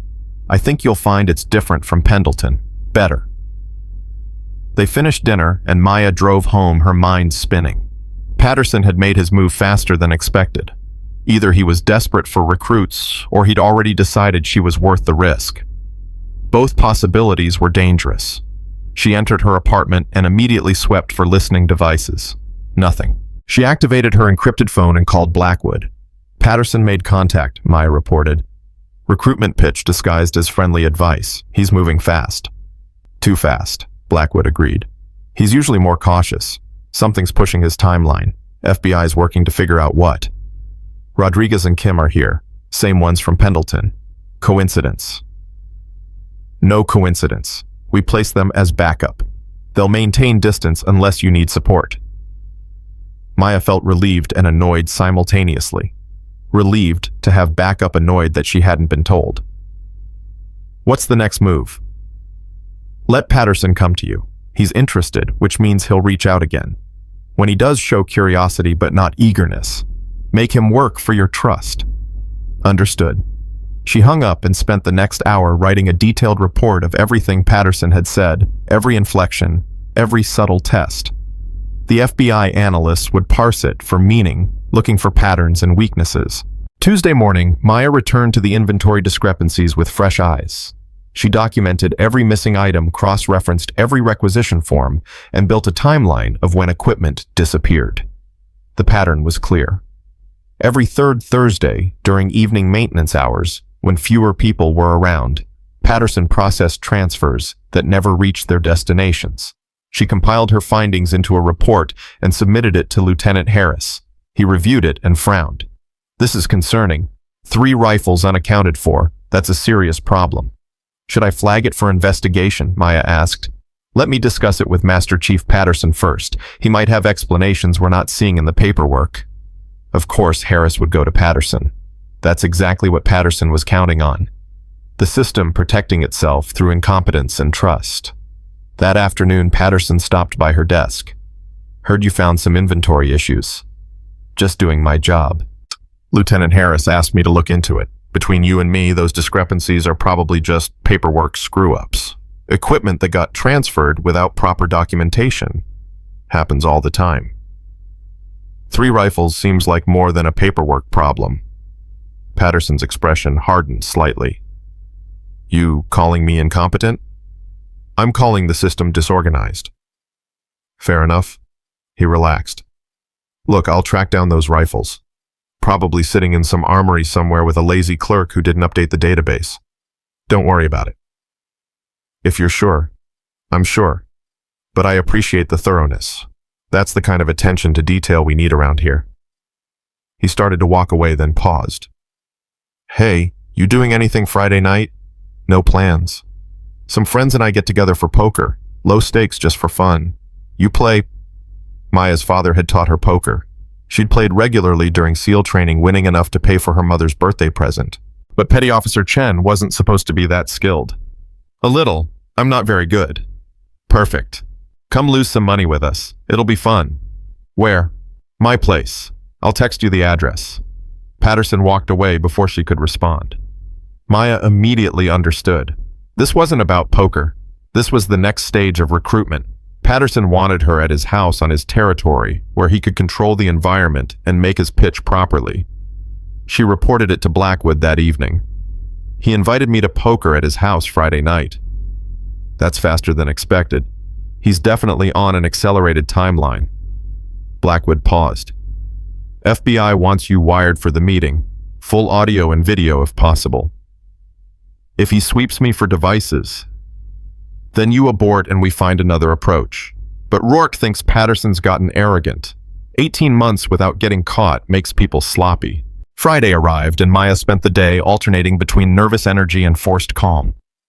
The FBI technicians fitted her with new devices, a watch that couldn't be detected by standard electronic sweeps, a pen clipped to her pocket with a camera lens smaller than a pinhead. Both would record everything. Patterson's house was in a quiet neighborhood 15 minutes from base. Single-story ranch-style, well-maintained American flag flying from a pole in the front yard, the perfect image of a patriotic veteran. Maya knocked, and Patterson answered immediately. Maya, come in, come in. You're the last to arrive. Inside were 6 people sitting around a table covered in poker chips and cards. Maya recognized 2 of them from the logistics office. The others were strangers. Patterson made introductions, names Maya would forget immediately, faces she'd remember forever. These were his crew, his accomplices or his targets. She wasn't sure which yet. Beer, wine, or soda? Patterson asked. Soda's fine. Smart. Never drink when gambling. He grabbed her a Coke and gestured to an empty seat. Buy-in's $20. We play until someone's broke or we get tired, whichever comes first. Maya bought in and settled into the game. The first hour was standard poker. Small pots, friendly banter, nothing unusual. She won a few hands, lost a few, stayed roughly even. Then Patterson suggested a break, and most people wandered outside for a cigarette or bathroom visit. Maya stayed at the table checking her phone like she was texting someone. Patterson approached and sat beside her. You're good at reading people, he said quietly. That's poker. It's more than poker. You saw through Volkov back at Pendleton. You saw through the inventory discrepancies this week. You see patterns other people miss. Maya put her phone down. Where are you going with this? I'm going to a place where people like us, people who actually understand how the world works, help each other out. People who recognize that loyalty should be rewarded with more than a paycheck that barely covers rent. You're talking about stealing military equipment. Patterson didn't flinch. I'm talking about redirecting resources to people who pay fair market value. The military wastes billions every year. I'm just recovering a tiny fraction of that waste and putting it to better use. Better use, you're arming criminals. I'm arming people who can pay. Whether they're criminals depends on your perspective. One country's terrorist is another country's freedom fighter. Maya felt disgust rise in her throat but kept her expression neutral. Why are you telling me this? Because I need someone with your skills. Someone who understands systems, who can spot discrepancies, who knows how to stay invisible. Someone who's already proven they can handle pressure. Patterson leaned closer. I can offer you $10,000 per operation, 4 operations a year. That's 40 grand on top of your Navy salary, tax-free. Think about what that money could do for you. And if I say no, then this conversation never happened. You go back to your desk, finish your inventory reports, and continue being an underpaid, underappreciated sailor who'll be forgotten the second you retire. Patterson's voice was calm, reasonable. Or you say yes and you take control of your life. Maya's mind raced through options. The smart play was to refuse, maintain her cover, gather more evidence. But refusing might make Patterson suspicious. Accepting too quickly would be equally suspicious. She needed middle ground. I need time to think about it, she said. Fair enough, but don't take too long. Opportunity doesn't wait. Patterson stood and called the others back in. All right, break's over. Let's finish this game. They played another hour before Maya excused herself. She drove straight home, parked, and sat in her car for 10 minutes, processing what had just happened. Patterson had made a direct offer. He'd admitted to theft, to trafficking, to everything they needed for prosecution. And it was all recorded. She called Blackwood immediately. I got it. Full confession, dollar amounts, operational details. It's all on recording. Outstanding work. FBI is already analyzing the feed. This might be enough to move forward with arrests. Might be. Patterson said, I need someone with your skills, not we need. Suggests he's working with others we haven't identified. We need to know who else is involved before making arrests, or the rest of the network disappears. Maya's stomach sank. So, I have to accept his offer. If you're comfortable doing so. If not, we move forward with what we have and hope it's enough. Maya thought about Davidson, about all the other operators whose lives were at risk, because Patterson kept arming their enemies. She thought about her father and what he would do. I'll do it. I'll accept. Are you sure I'm sure, but I want backup close. If this goes sideways, I need extraction immediately. Done. Rodriguez and Kim will shadow you on the next operation. Anything goes wrong, they're 30 seconds away. Maya hung up and stared at her apartment ceiling. She was about to cross a line she'd never crossed before. She was going to pretend to become a traitor, to actively participate in an illegal operation, all to gather evidence against the real traitors. Monday morning, she pulled Patterson aside before the office got busy. I'm in. He studied her face for signs of deception, then nodded slowly. Good choice. First operation is Thursday night. I'll send you details Wednesday. Until then, act normal. Don't change your routine. Don't do anything that draws attention. Understood. And Maya, once you're in, you're in. There's no backing out. If you try to run or talk, things get messy. For everyone. It was the first time Patterson had threatened her. The friendly mask slipped just enough to show the dangerous man underneath. I won't run. Good. Because I'd hate to see anything happen to you. You have real potential. The next 3 days crawled by. Maya maintained her routine, worked her shifts, filed her reports, but underneath the normalcy, tension built like a coiled spring. Thursday was coming. Thursday she'd cross the line. Wednesday evening, Patterson texted her 2300 hours parking lot C at the port of San Diego.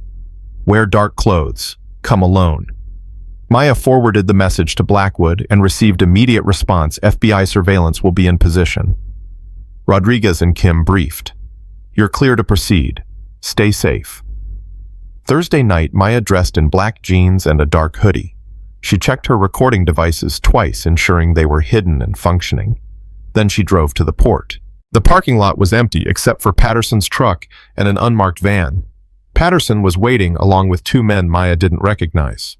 Both were big-armed and looked like they knew how to use violence. These are my associates, Patterson said without offering names. They handle security. Your job is simple. I'll access the warehouse using my credentials. You'll help me load equipment into the van. 10 minutes in and out. Easy. What equipment? 20 rifles, 40,000 rounds of ammunition, 12 night vision devices. Total value about 200,000 on the black market. You'll get your 10,000 once the buyer confirms delivery. Maya felt sick but nodded. Let's do it. They walked through the darkness toward Warehouse 7. Patterson swiped his access card, and the door opened. Inside were rows of military equipment, all properly inventoried and secured. Patterson moved with practiced efficiency, using a forklift to load crates, while Maya and the security men transferred them to the van. The whole operation took 8 minutes. 47 rifles meant to protect American service members now heading to God knows where. Maya documented everything with her hidden camera, getting serial numbers, faces, locations. They loaded the last crate and Patterson locked the warehouse. Clean and efficient. Nice work, Maya. When do I get paid? Payment processes in 48 hours. Cash delivery to your apartment. No paper trail, no questions. Patterson smiled. Welcome to the team. I think this is the start of a very profitable relationship. Maya drove home feeling dirty, compromised, and furious. She'd just helped steal military equipment. Yes, it was an undercover operation.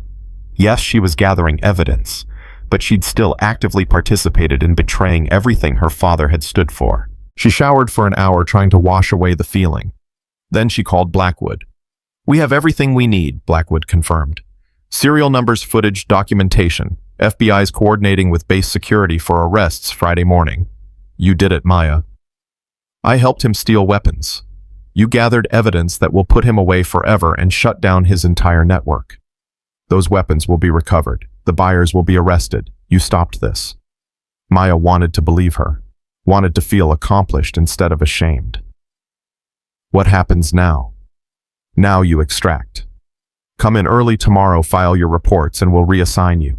Patterson and his crew will be arrested before lunch. And the other assets, the 10 conspirators. We'll handle them with conventional investigation now that we understand their methodology. You've done enough. Maya hung up and crawled into bed. Sleep came eventually, but it was thin and restless. Friday morning, she arrived at Building 17 at 0600, 2 hours before her shift. She wanted to be present when they arrested Patterson, wanted to see his face when he realized he'd been outplayed. At 0930, federal agents and NCIS investigators swarmed the building. Patterson was at his desk reviewing paperwork when they arrived. Master Chief David Patterson, you're under arrest for theft of military property, trafficking in stolen goods, espionage, and conspiracy. Agent Rourke read him his rights, while 2 agents secured his hands behind his back. Patterson's eyes found Maya across the office. For just a moment, his expression showed betrayal, rage, and something like respect. Then the mask came down, and he said nothing. They led him out in handcuffs. His 2 associates from the warehouse were arrested simultaneously at their homes. The van containing the stolen weapons was intercepted before delivery. Lieutenant Harris approached Maya's desk, looking shell-shocked. Did you know about this? I suspected something was wrong with the inventory. Jesus! Patterson's been here 5 years. I worked with him every day. How did I not see it? Because he was good at hiding, Maya said. That's what traitors do. The office spent the rest of the day in chaos. Investigators interviewed everyone. Computers were seized, files were reviewed. Maya gave her statement, careful to maintain her cover as a junior logistics specialist who'd simply noticed discrepancies. By 1800 hours, the investigation had expanded to include 7 additional arrests. Patterson's network was larger than anyone realized. 3 more people at Naval Station San Diego, 2 at Camp Pendleton, 1 at a contractor facility, and 1 civilian buyer who'd been receiving stolen equipment for over a year. Commander Blackwood called Maya that evening. FBI recovered all the weapons from Thursday's operation. They also found Patterson's records going back 18 months. Total theft estimated at $15 million worth of equipment. Did they recover everything? Most of it. Some weapons are already overseas and unrecoverable. But we've identified the buyers, and foreign intelligence services are being notified. Blackwood paused. You should know the information Patterson sold. It didn't just compromise operations. It directly led to 4 American casualties, 2 KIA, 2 WIA. Maya closed her eyes. 4 more. 4 more Americans dead or wounded because someone decided money mattered more than honor. Their families deserve to know the truth. Maya said. They'll be briefed once the cases are adjudicated. Until then, it's classified. Blackwood's voice softened. You stopped this, Maya. You prevented future casualties. That has to count for something. It counts. It just doesn't feel like enough. It never does. Welcome to counterintelligence work. Maya hung up and sat in her empty apartment thinking about Patterson's words at the poker game. One country's terrorist is another country's freedom fighter. As if moral relativism justified betrayal. As if money excused arming the people trying to kill Americans. Her father used to say that character was what you did when nobody was watching. Patterson had failed that test. So had Volkov, Morrison, Brennan, and all the others who'd put personal gain above duty. But Maya had passed. She'd endured 6 months of abuse at Camp Pendleton and another month of deception at San Diego, all to stop men who'd forgotten what service meant. She pulled out her phone and looked at the photo of her and Marcus. They were younger in the picture before the military had hardened them, before they'd seen combat and buried friends. They looked happy. She wondered if she'd ever look that happy again. Or if this work would slowly grind away the parts of herself that still believed in simple things like justice and honor. Her phone buzzed. A text from Marcus heard about the arrests. You okay? She typed back. I'm okay. Just tired. You did good work. Dad would be proud. Maya stared at those words until they blurred. Then she closed her eyes and let herself believe them. 3 weeks passed before Maya learned the truth about what they'd actually caught. She was sitting in Commander Blackwood's office again, this time with Admiral Cartwright and 2 people she'd never seen before. The woman was maybe 50, wearing a tailored suit that screamed Washington, D.C. The man beside her looked former military, probably CIA, based on the way he carried himself. Petty Officer Chen, this is Deputy Director Helen Morris, Defense Intelligence Agency, and Senior Operations Officer Thomas Grant. CIA Counterintelligence, Blackwood said. They have information about the Patterson investigation. Morris opened a classified folder and slid a photograph across the desk. It showed Patterson in handcuffs being led into a federal courthouse. Master Chief Patterson was arraigned yesterday. He's facing 43 counts, including espionage, theft of military property, conspiracy, and providing material support to terrorist organizations. How much time is he looking at? Maya asked. Life without parole if convicted on all counts. But that's not why we're here. Morris pulled out another photograph, this one showing a man Maya didn't recognize. Mid-30s, Eastern European features, cold eyes. This is Viktor Kozlov, Russian GRU officer operating under diplomatic cover at their San Francisco consulate. Patterson was passing information to him. Maya's stomach tightened. What kind of information? Grant spoke for the first time, his voice carrying the flat affect of someone who'd seen too many operations go wrong. SEAL team deployment schedules, submarine patrol routes, weapons system, specifications, counterterrorism, operation details. Patterson had access to more than we initially realized. Jesus Christ. It gets worse, Morris continued. The weapons Patterson sold, some went to Mexican cartels and Middle Eastern buyers like we thought, but most went to a Russian intelligence front company that redistributed them to insurgent groups in Syria, Yemen, and Afghanistan. Groups actively engaged in combat operations against American forces. Maya felt like she'd been punched. He was directly arming people, killing Americans. Yes, and the intelligence he provided helped those groups target our operations. Grant pulled out a tablet and brought up a classified document. February 2024, SEAL Team 3 conducted a raid on a weapons cache outside Aleppo. They walked into an ambush. 3 wounded, 1 killed. The insurgents knew they were coming because Patterson had given Kozlov the operation timeline. Petty Officer James Davidson, Maya said quietly. She'd memorized the names of everyone who died because of these traitors. Actually, no. Davidson was killed in a separate operation compromised by Volkov's cousin Konstantin. This was Petty Officer Marcus Sullivan, 26 years old, father of a 3-year-old daughter. Grant's expression hardened. Patterson sold the information that killed him for $8,000. Maya's hands clenched into fists under the table. $8,000. That's what an American life was worth to Patterson. Less than the cost of a used car. How many total casualties, she asked. Morris checked her notes. Directly attributable to Patterson's intelligence leaks. 6 killed, 14 wounded. Indirectly attributable through weapons he supplied, unknown but estimated in the dozens. Plus 2 foreign intelligence assets who were exposed and executed because Patterson compromised their identities. The room fell silent. Maya processed the numbers, the names the families destroyed because one man decided his bank account mattered more than his oath.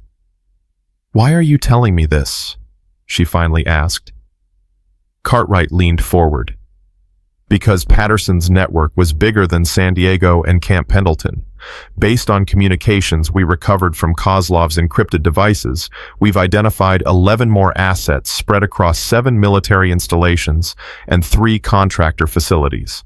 Some are active military, some are civilians with security clearances. All of them have been compromised by Russian intelligence. You want me to investigate them?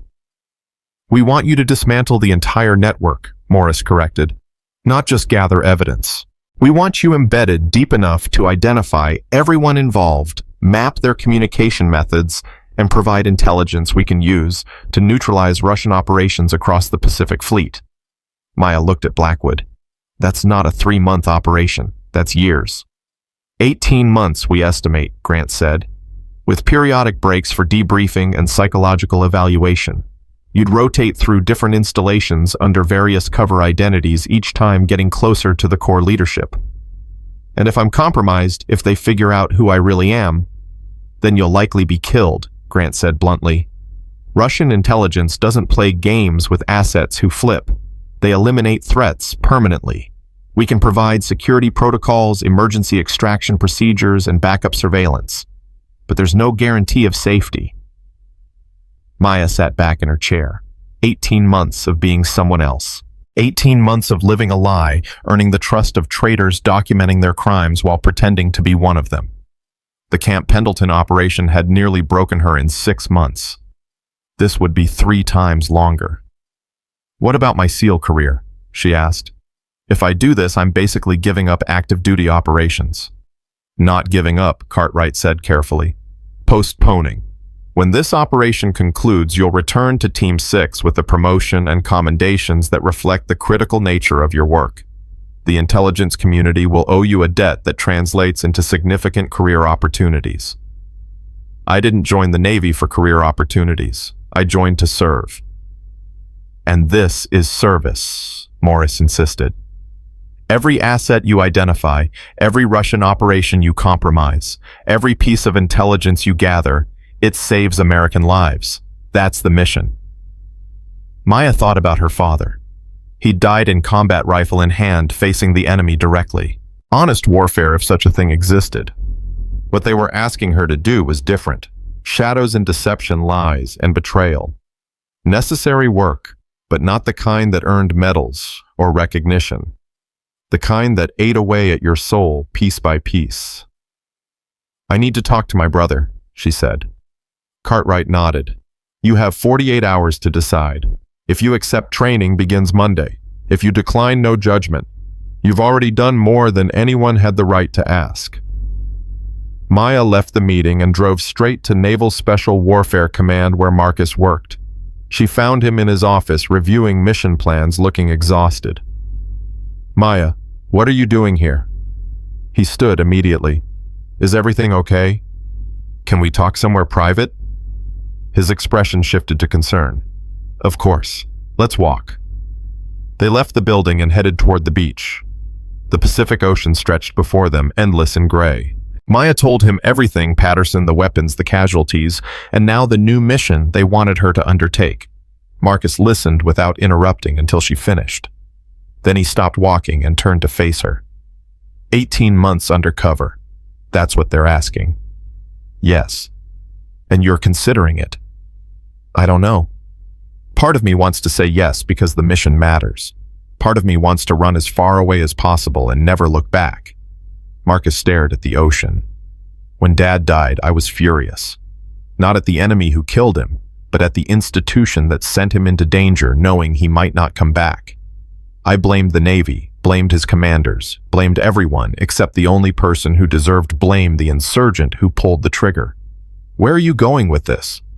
I'm saying that anger was pointless because it ignored the truth. Dad chose to be there. He volunteered for every deployment, every mission, every operation. Nobody forced him. He went because he believed protecting others was worth the risk. Marcus looked at her. You're just like him. You can't walk away from people who need help, even when helping them costs you everything. That sounds like a criticism. It's an observation, and also the reason I'm not going to tell you what to do. He put his hand on her shoulder. If you take this mission, I'll support you. If you walk away, I'll support that too. Either choice is valid, but you need to make it for yourself, not because you think it's what Dad would want or what the Navy expects. Maya felt tears threatening and blinked them back. I'm scared, Marcus. Camp Pendleton almost broke me. What if 18 months finishes the job? Then you stop, you call it off, you extract, you come home. There's no shame in recognizing your limits. But people will die if I don't do this. More SEALs, more Marines, more sailors. Their blood will be on my hands. No, Marcus said firmly. Their blood is on the hands of the traitors selling them out. You're not responsible for evil committed by others. You're only responsible for the good you choose to do. They walked in silence for several minutes. Maya felt the weight of the decision crushing down on her. Every option led to consequences she'd have to live with forever. What would you do? She finally asked. Marcus smiled sadly. I'd probably say yes, because I'm just as stupid as you are. But that doesn't mean it's the right choice. It just means we're both Dad's kids, for better or worse. Maya returned to her apartment that evening and spent hours staring at the photo of her and Marcus. Young, happy, innocent. Before the military had taught them that sometimes doing the right thing required sacrifice most people would never understand. She thought about Marcus Sullivan, the SEAL who died because Patterson sold information for $8,000. About his 3-year-old daughter who would grow up without a father. About the 14 wounded operators carrying scars because traitors valued money over honor. She thought about Davidson, about all the others who'd been killed or wounded by intelligence leaks and weapons trafficking, about the families destroyed by betrayal disguised as service. Then she picked up her phone and called Commander Blackwood. I'm in, Maya said. Whatever you need, however long it takes, I'll do it. Blackwood was quiet for a moment. Are you certain? Once we start, there's no going back. I'm certain. When do we begin? Monday morning, 0600 Building 23 at Naval Special Warfare Command. Bring enough clothes for 3 weeks. Everything else will be provided. Maya hung up and sat in the darkness, wondering if she'd just made the best decision of her life or the worst. Time would tell. Monday arrived cold and gray. Maya reported to Building 23 carrying a small duffel bag with clothes and toiletries. The building was nondescript from outside but heavily secured. She cleared 3 security checkpoints before reaching a conference room where Blackwood, Grant, and Morris waited along with 4 other people. Welcome to Operation Silent Guardian, Morris said. For the next 3 weeks, you'll undergo intensive training in advanced counterintelligence tradecraft.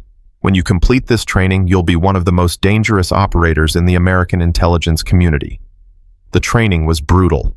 Maya learned advanced surveillance detection, counter-surveillance techniques, covert communication methods, and interrogation resistance. She studied Russian intelligence methodologies, learned how to identify and exploit weaknesses in enemy security protocols, and practiced maintaining cover identities under extreme stress. The instructors were former CIA case officers, FBI counterintelligence agents, and military intelligence specialists. Each had decades of experience hunting spies and running covert operations. They pushed Maya harder than SEAL training had, testing not just her physical capabilities but her psychological resilience. Being a SEAL makes you dangerous in combat, one instructor said. But combat is straightforward.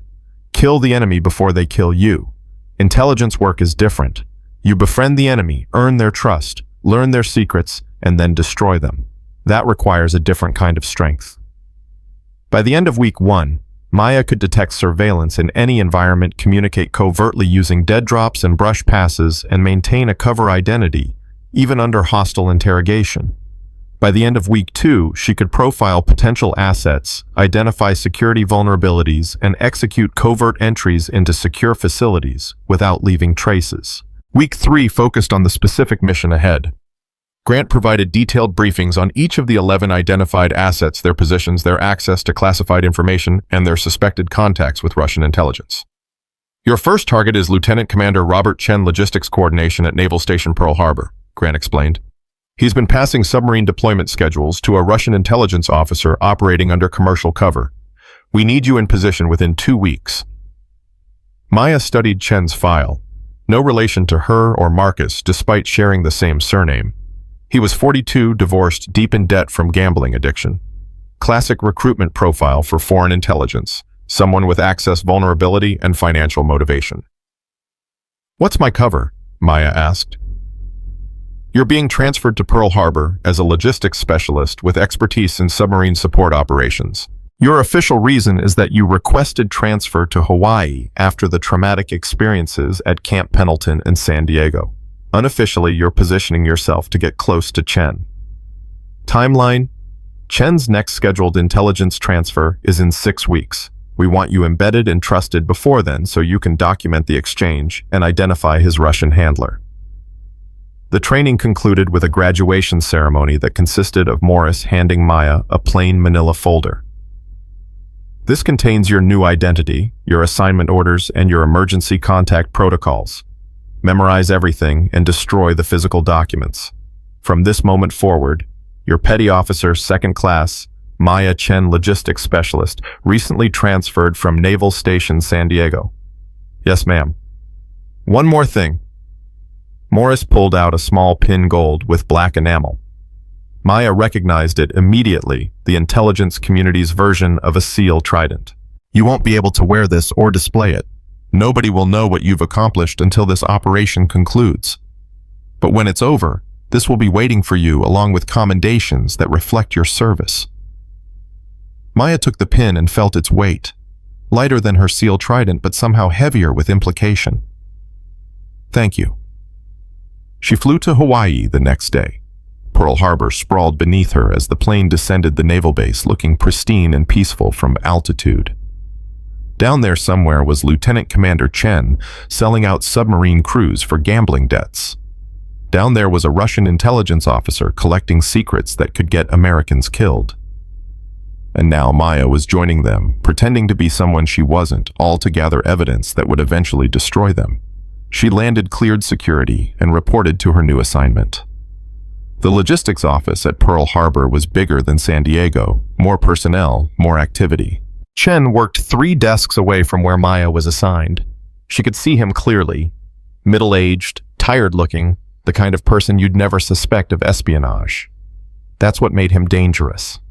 Maya spent the first week learning routines, establishing her cover, building her legend. She made friends with co-workers, complained about her previous assignments, showed interest in Hawaiian culture and local activities. Normal sailor behavior that would make her forgettable and unremarkable. Chen noticed her on day 4. New transfer, Maya Chen, right? Yes, sir. We're named twins. Any relation? Not that I know of, sir. Chen's a common surname. True enough. He studied her with professional interest. Where are you transferring from to San Diego? Before that, Camp Pendleton. Camp Pendleton, rough place. I did a tour there years ago. Lot of toxic leadership. You're not wrong about that, Chen smiled sympathetically. Well, Pearl Harbor's better. More professional, less drama. You'll like it here. He walked away, and Maya made mental notes. First contact established common ground, identified vulnerability, acknowledged. Classic intelligence recruitment pattern. Chen was already evaluating her as a potential asset. Over the next 2 weeks, Chen made increasingly friendly overtures. Coffee breaks, lunch invitations, casual conversations about Navy life and career frustrations. Maya played her part, perfectly grateful for the attention, slightly bitter about her previous experiences, open to bonding with someone who seemed to understand. Then Chen asked if she wanted to grab drinks after work. "There's a bar in Waikiki that's popular with military folks," he said. "Good drinks, good atmosphere. Some of us are heading there Friday. You should join." Maya recognized the pattern from Patterson's recruitment.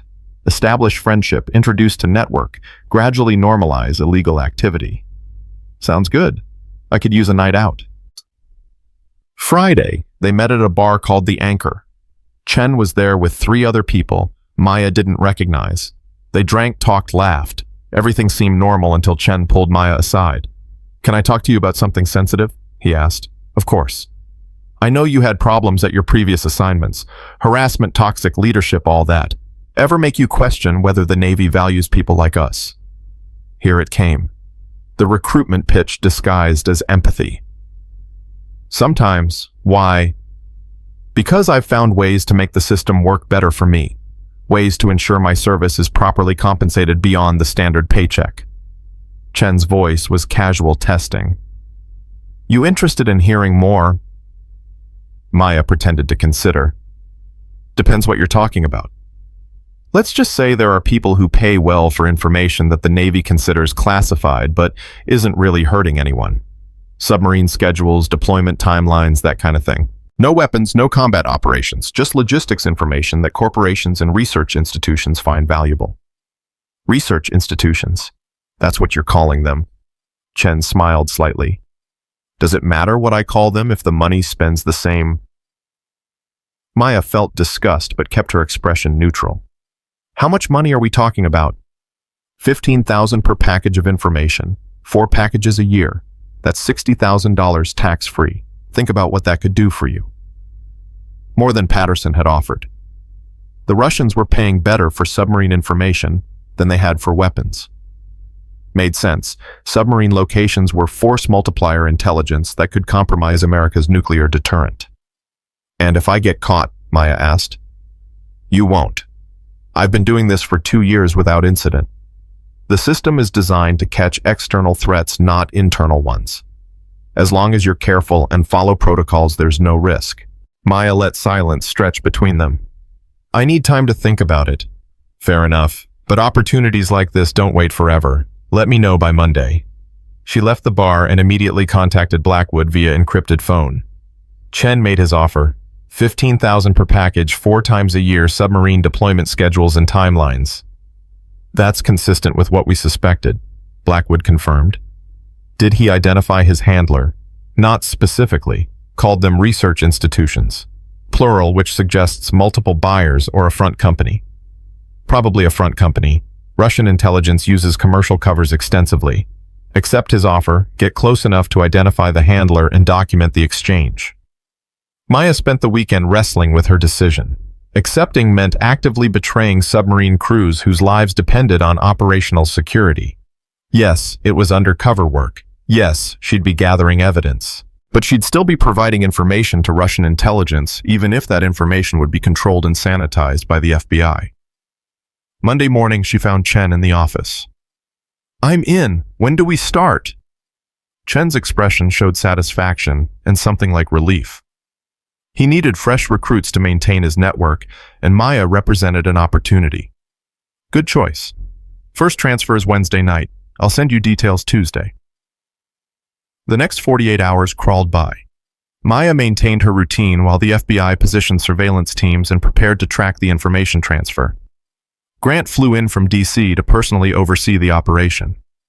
"Wednesday night, you'll pass sanitized intelligence to Chen," Grant explained during a secure briefing.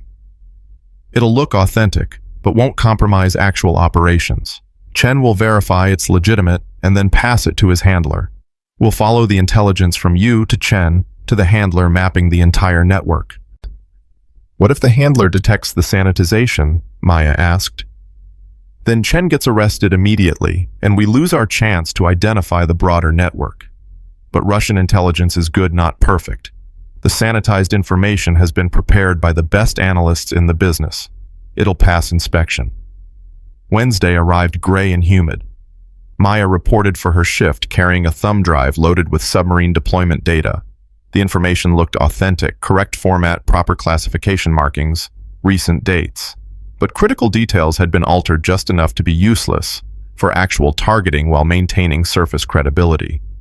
At 1700 hours, Chen approached her desk. "You have the package, yes." "Good. Meet me at parking lot D at 2200 hours. Come alone. Bring the drive, don't tell anyone." Maya nodded and watched him walk away. 8 hours until the transfer. 8 hours to second-guess every decision that had led to this moment. She spent the evening reviewing her training, checking her surveillance devices, and mentally preparing for what came next. The FBI had 12 agents positioned around parking lot D. Blackwood was monitoring from a mobile command center 2 blocks away. Rodriguez and Kim were standing by for immediate backup if needed. Everything was in place. Nothing could go wrong. At 21:45 hours, Maya drove to parking lot D. It was mostly empty, just a few cars belonging to late-shift workers. Chen was waiting beside his vehicle, checking his phone nervously. "You have it," he asked when she approached. Maya handed him the thumb drive. Deployment schedules for the next 6 weeks. 3 submarines, complete timelines, crew rosters, mission parameters. Chen plugged the drive into a laptop and checked the files. Maya's heart pounded as he reviewed the data. If he detected the sanitization, everything fell apart. After 5 minutes, that felt like hours. Chen nodded. "This is good, really good. The buyer will be pleased." "When do I get paid?" 72 hours. Cash delivery to your apartment." Chen ejected the drive and pocketed it. "You did well, Maya. This is the start of a profitable partnership." A car pulled into the parking lot. Black sedan, diplomatic plates. The Russian handler was arriving for the exchange. Chen tensed. "That's my contact. You should go. Don't want him seeing your face yet." Maya started to leave, then paused. "Who is he? I should know who I'm working with." "You don't need to know. Just trust that he pays well and on time." The car parked 30 feet away and a man stepped out. Maya recognized him from intelligence briefings, Viktor Kozlov, the same GRU officer who'd run Patterson. The network was all connected, all feeding information to the same Russian intelligence operation. Kozlov approached Chen and they exchanged brief words Maya couldn't hear. Chen handed over the thumb drive. Kozlov checked it quickly, nodded approval, and passed Chen an envelope. The whole exchange took maybe 90 seconds. Then Kozlov looked directly at Maya. Their eyes met across 30 feet of parking lot and Maya felt ice flood her veins. He knew. Somehow he knew. Kozlov said something to Chen, who turned and looked at Maya with confusion and suspicion. Then Kozlov drew a pistol and pointed it directly at her chest. "You're not who you claim to be," Kozlov said in accented English. "And now you're going to tell me exactly who you are before I put a bullet through your skull." Maya's training kicked in before conscious thought. She dove left as Kozlov fired the bullet, tearing through air where her head had been seconds earlier. She rolled behind a concrete pillar while reaching for the weapon she wasn't carrying because bringing a sidearm to a covert intelligence transfer would have blown her cover. "FBI, drop your weapon." Rodriguez's voice cut through the night as agents swarmed the parking lot from every direction. 12 officers with weapons drawn, tactical flashlights turning darkness into a light show. Kozlov didn't drop his weapon. Instead, he grabbed Chen and used him as a shield, pressing the pistol against his temple. "Everyone back or I kill him." Chen's face went white with terror. "Victor, what are you doing? I did everything you asked." "You brought a spy to our meeting, you fool." Kozlov dragged Chen toward his car while the FBI maintained distance. "She's not what she claims. I can smell law enforcement a mile away." Maya stayed behind the pillar, heart hammering. How had Kozlov identified her? She'd been perfect, careful, thorough. Unless the thumb drive, she said loud enough for everyone to hear. He detected the sanitization. "Not detected," Kozlov called back. "Predicted. You think Russian intelligence is stupid?" "We knew FBI would try to infiltrate this network after Patterson's arrest. We've been waiting for someone like you." Grant's voice came through Maya's hidden earpiece. "He's bluffing. The sanitization was perfect. He's guessing." But Kozlov wasn't guessing. He was certain, which meant someone had warned him. Someone inside the operation had told Russian intelligence that FBI was running an undercover asset. Maya's mind raced through possibilities. Everyone who knew about her mission was vetted, cleared, trusted. Blackwood, Cartwright, Grant Morris. Unless... Tell me something, Victor, Maya called out. If you knew I was law enforcement, why let the meeting happen at all? Why not just disappear? Kozlov laughed without humor. Because catching you in the act gives my government leverage. American intelligence operative caught attempting to entrap diplomatic personnel. That's an international incident. Russia expels American diplomats. America expels Russians. Everyone pretends to be outraged, and business continues as usual. Except you're not diplomatic personnel. You're GRU operating under commercial cover. You have no diplomatic immunity. Prove it. Kozlov was almost to his car now, still using Chen as a shield. My credentials say I'm a shipping consultant, unless you have evidence otherwise. The FBI had evidence. Photos, communications, intercepts, financial records. But revealing that evidence in open court would compromise intelligence sources and methods. Kozlov knew this. He was gambling that the US government would rather let him go than expose how they'd identified him. Chen was sobbing now, terrified and confused. Please, I did everything right. Don't kill me. Shut up, Kozlov snapped. He reached his car and started backing toward the driver's door gun, still pressed against Chen's head. Maya made a decision. She stood up, hands visible and empty. Let him go, Victor. He's useless to you now. We have everything we need to prosecute him. He's not getting away. Neither are you, apparently. Maybe not, but I'm not the one holding a federal employee hostage at gunpoint on U.S. soil. You kill him, you die. FBI doesn't miss at this range. Is that really how you want this to end? Kozlov's eyes flickered to the FBI agents surrounding him. 12 weapons trained on his position. He was good, but he wasn't bulletproof. If I release him, what guarantee do I have that I'll be allowed to leave? None, Agent Rourke said, stepping forward with his badge displayed. Victor Kozlov, you're under arrest for espionage, conspiracy, and weapons trafficking. You're not going anywhere except federal prison. I have diplomatic immunity. No, you have a fake business card and a cover story that's been blown for 6 months. We've been watching you since Patterson started singing. Every meeting, every exchange, every asset you've been running. We know everything. Kozlov's face hardened. He knew he was caught. The question was whether he'd accept capture or force a shootout he couldn't win. Last chance, Rourke said calmly. Release the hostage, drop your weapon, get on your knees. Do it now, or we do it for you. For 3 seconds that felt like 3 hours, nobody moved. Then Kozlov shoved Chen away and raised his pistol toward Maya. The FBI opened fire simultaneously. Kozlov went down hard, his weapon clattering across the pavement. Medical teams rushed forward immediately, but Maya could see from 30 feet away that he wasn't getting up. 7 rounds, center mass, textbook tactical shooting. Chen collapsed on the ground, hyperventilating. Rourke approached him with handcuffs. Lieutenant Commander Robert Chen, you're under arrest for espionage, theft of classified information, and conspiracy to commit treason.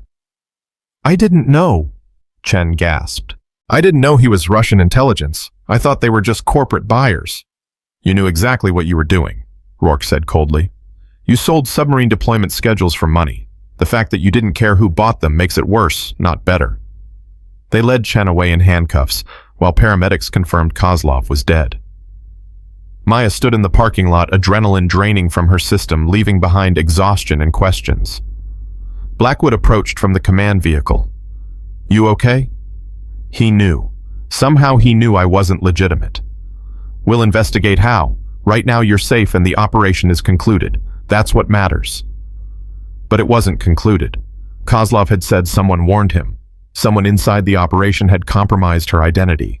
That meant there was another mole, someone higher up than Patterson or Chen or any of the 11 identified assets. Maya spent the next 6 hours in debriefing, recounting every detail of the operation, from first contact with Chen through the final confrontation with Kozlov. FBI analysts recorded everything, looking for patterns, connections, explanations. At 0400, Grant pulled Maya aside.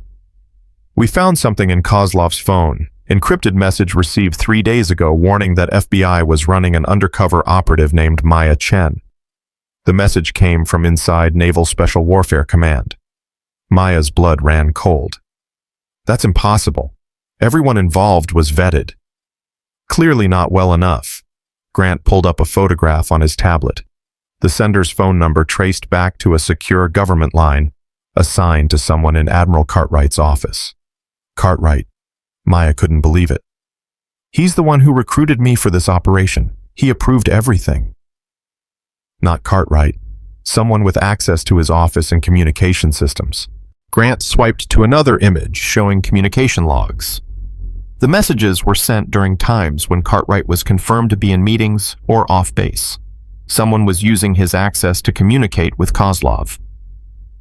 Who has that level of access? 4 people. His executive assistant, his deputy, his senior intelligence liaison, and his chief of staff. Maya reviewed the names and photographs. She knew 2 of them casually, had never met the other 2. Any of them could be the mole. What's the next move? She asked. We investigate quietly while maintaining operational security. If the mole knows we're onto them, they'll disappear. We need to catch them actively committing espionage. So another undercover operation. Not for you. You've done enough. We'll bring in fresh operators who aren't compromised. Maya shook her head. The mole knows my name, knows my face, knows I'm the one who took down their network. If you bring in someone new, they'll suspect and shut down communication. But if I stay active, if I appear to continue investigating, the mole might reach out to eliminate the threat. Use me as bait. Grant studied her. That's incredibly dangerous. The mole has already tried to get you killed once. And failed. Let them try again, but this time we'll be ready. Blackwood joined the conversation. Maya, you've been operating continuously for 8 months. You need rest recovery time to process what you've been through. I'll rest when the mole is caught. Until then, American operators are at risk every time this person passes intelligence to Russian handlers. They argued for another hour, but Maya wouldn't budge. Finally, Admiral Cartwright himself arrived looking exhausted and furious. Someone in my office is a traitor. Someone I trusted with the most sensitive operations in the Pacific Fleet. I want them found, and I want them prosecuted to the fullest extent possible. Sir, we have a plan, Grant explained. Petty Officer Chen continues her normal duties while we monitor everyone with access to your office. When the mole makes contact either to recruit her or eliminate her, we'll have them. Cartwright looked at Maya. You understand the risk. If this person suspects you're still working against them, they won't hesitate to have you killed. I understand, sir. But this is personal now. They tried to get me killed tonight. I want to return the favor. All right. But you get full protective surveillance. Rodriguez and Kim stay with you 24/7. First sign of trouble, we extract you immediately. The operation began the next day. Maya returned to her duties at Pearl Harbor while FBI investigators secretly vetted everyone in Cartwright's office. Rodriguez and Kim moved into the apartment next to hers, maintaining constant surveillance. 3 days passed without incident. Then Maya received an encrypted email from an unknown sender. You're causing problems for people who could help your career. There are better ways to serve your interests. Meet me tonight, 2000 hours, Battleship Missouri Memorial. Come alone, or there's nothing to discuss. Maya showed the message to Grant. They're making contact. Could be a trap. Almost certainly is, but it's also our best chance to identify them. That night, Maya drove to Pearl Harbor's historic ship museum, where the USS Missouri was permanently docked. The battleship loomed in darkness, a massive monument to naval power. Maya walked up the gangway at exactly 2100 hours. A figure waited on the main deck. As Maya approached, she recognized him from the photographs. Captain James Walsh, Admiral Cartwright's chief of staff. 48 years old, decorated veteran, 26 years of service. And apparently a traitor. Petty Officer Chen, Walsh said calmly. Thank you for coming. Captain Walsh, I have to admit you're not who I expected. Nobody ever expects the people closest to power. That's what makes us effective. Walsh gestured to the empty deck. Beautiful ship. My grandfather served on her during World War II. He was at Tokyo Bay when Japan surrendered. Can you imagine being present for the end of history's bloodiest war? I'm not here for a history lesson. No, you're here because you're smart enough to recognize opportunity when it presents itself. Walsh moved closer. You've done impressive work, Maya, taking down Volkov, Patterson, Chen. Russian intelligence is hemorrhaging assets thanks to you. That's created a vacuum, and vacuums present opportunities. For whom? For people willing to step into that vacuum and provide the services Russia needs. They're willing to pay substantially more now that their network has been disrupted. We're talking 6 figures annually for the right intelligence. Maya felt sick.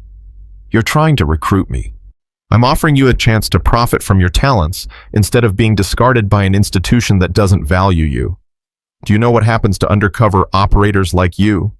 They burn out, develop PTSD, get reassigned to desk jobs, and retire in obscurity. No recognition, no rewards, just a classified file nobody will ever read. And your alternative, financial security, real appreciation for your work, and the satisfaction of knowing you're operating outside a system designed to exploit people like us. Walsh pulled out a phone. One call and I can set up a meeting with my Russian contacts. They're very interested in recruiting you. Because I've proven I can infiltrate networks. Exactly. You're valuable, Maya. Question is whether you're smart enough to recognize your own value. Maya let silence stretch between them.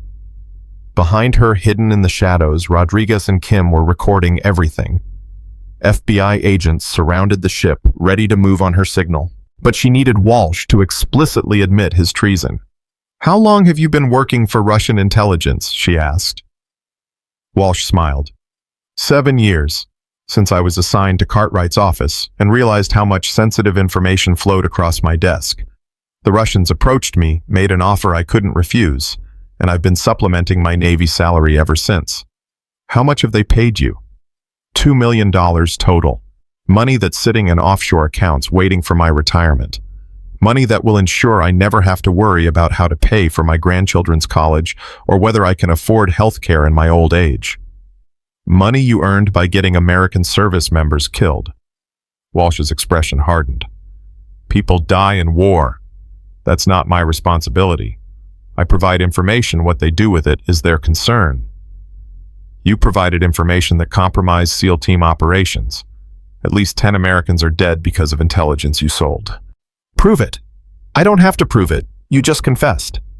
Maya touched her watch, activating the signal for FBI to move in. Walsh realized his mistake immediately. You're recording this. Every word, including your admission of 7 years of espionage and $2 million in payments.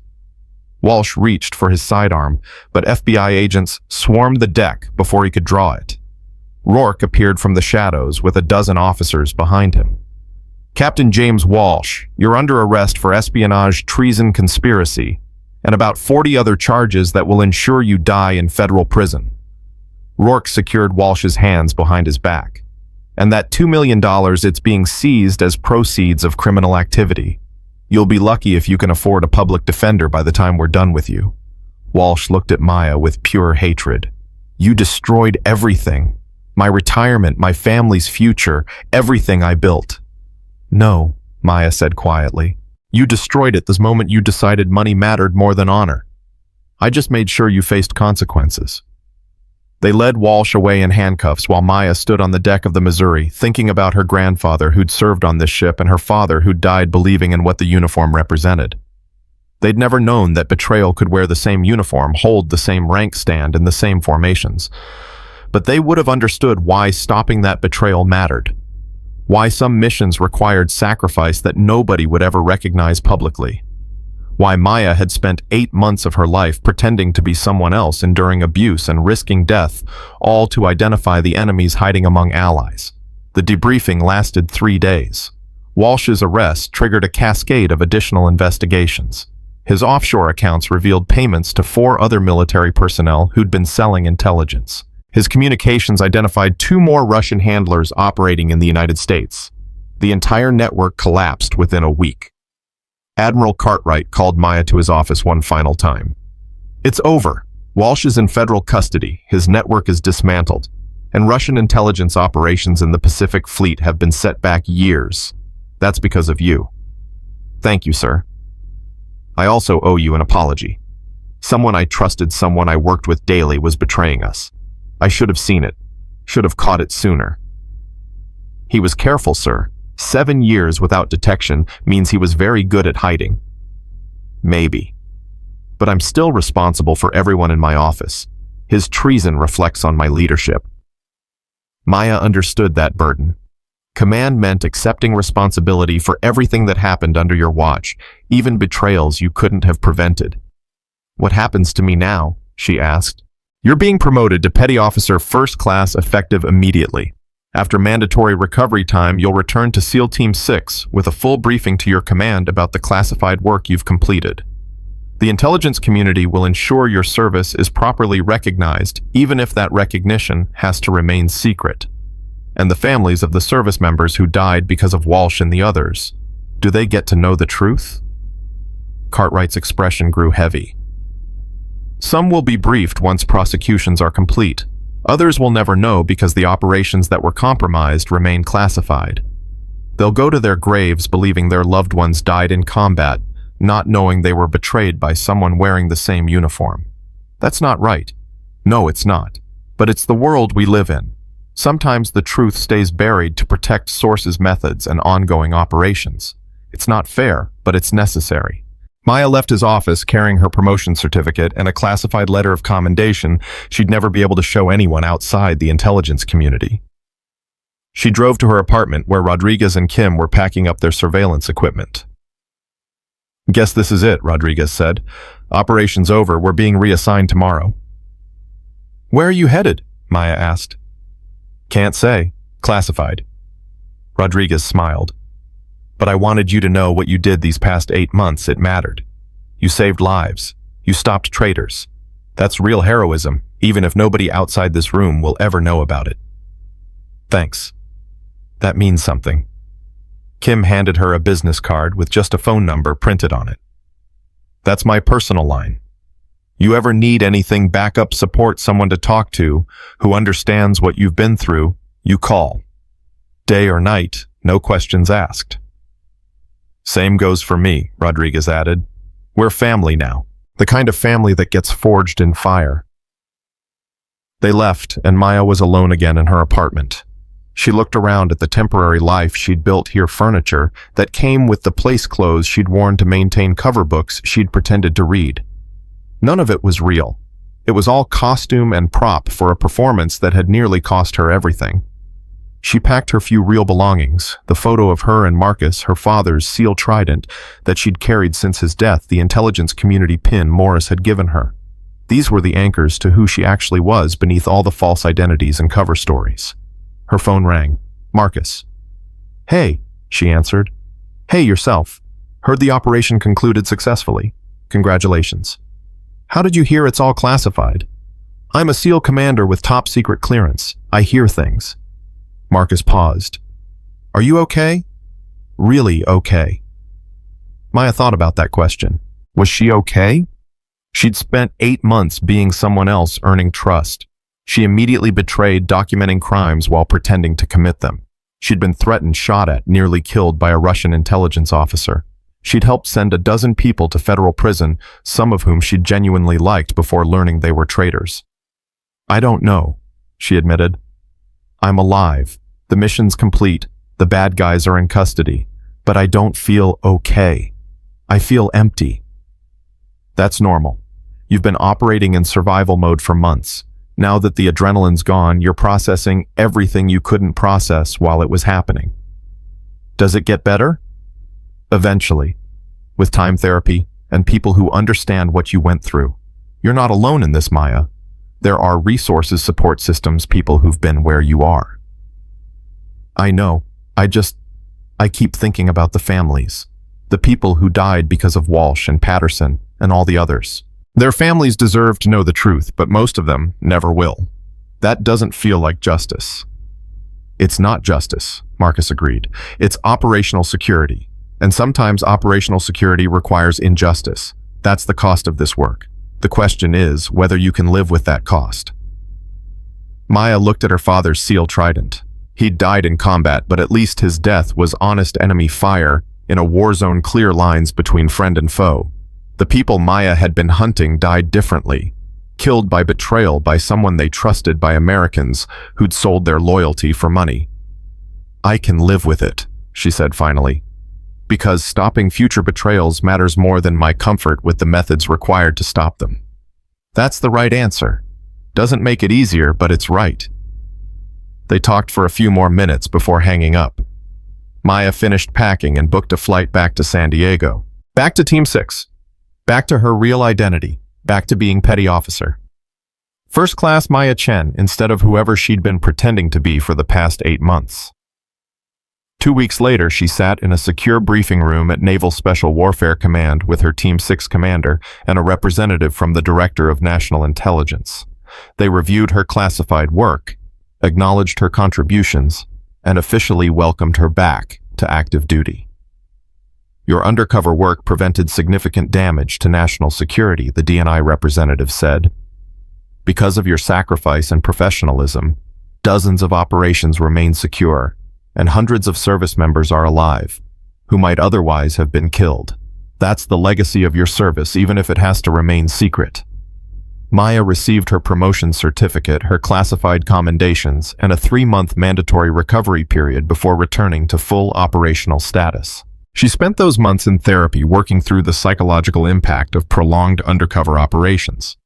She reconnected with her mother, spent time with Marcus and his family, and slowly rebuilt her sense of identity outside of cover stories and false names.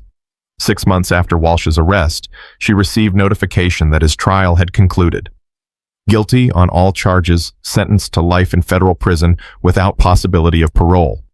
Patterson got 40 years, Chen got 35, and every other member of the network received sentences that ensured they'd never betray their oaths again. Maya attended none of the trials. She didn't need to see their faces or hear their excuses. She knew what they'd done and knew justice had been served. That was enough. 1 year after the operation concluded, Maya was conducting routine training with Team 6 when her commander pulled her aside. "There's someone here to see you, says it's important." In the conference room waited a woman in her 30s with a young girl who looked about 4 years old. The woman's eyes were red like she'd been crying recently. "Petty Officer Chen, I'm Jennifer Sullivan, Marcus Sullivan's widow." Maya's heart stopped. Marcus Sullivan, the SEAL who died in the ambush that Patterson's information had enabled. "Mrs. Sullivan, I'm so sorry for your loss. Call me Jennifer, and I'm not here for condolences. I'm here to say thank you." Jennifer's voice was steady despite the emotion behind it. "Admiral Cartwright briefed me last week about what really happened, about the investigation, the arrests, the people who betrayed my husband. He said you're the one who caught them. I was part of a larger operation. You were the one who put yourself at risk to stop them from hurting more families like mine. That matters." Jennifer wiped her eyes. "Marcus died thinking it was just combat. Bad luck, wrong place, wrong time. Knowing the truth that someone sold him out, it hurts. But knowing those people are in prison because of you, that helps. It doesn't bring him back, but it helps." The little girl tugged on Jennifer's sleeve. "Mommy, can I show her the picture?" "Of course, sweetie." Jennifer pulled out a photograph of Marcus in his dress uniform holding his infant daughter, both of them smiling at the camera. "I want you to have this, so you remember what your work meant. Not statistics or operation summaries, but real people with real families who are alive today because of what you did." Maya took the photograph with hands that weren't quite steady. She looked at Marcus Sullivan's face, young, proud, honorable, and at his daughter, who would grow up without him, but at least wouldn't lose anyone else to the same betrayal. "Thank you," Maya managed, "for sharing this with me. Thank you for getting justice for my husband, and for all the others who didn't come home." Jennifer took her daughter's hand. "We'll let you get back to work. Stay safe out there, Petty Officer Chen."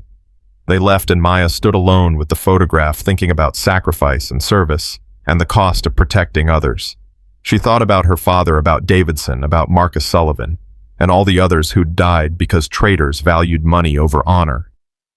And she thought about the choice she'd made 8 months ago to take on a mission that nearly destroyed her, all because stopping those traitors mattered more than her comfort or safety or psychological well-being. It had been worth it.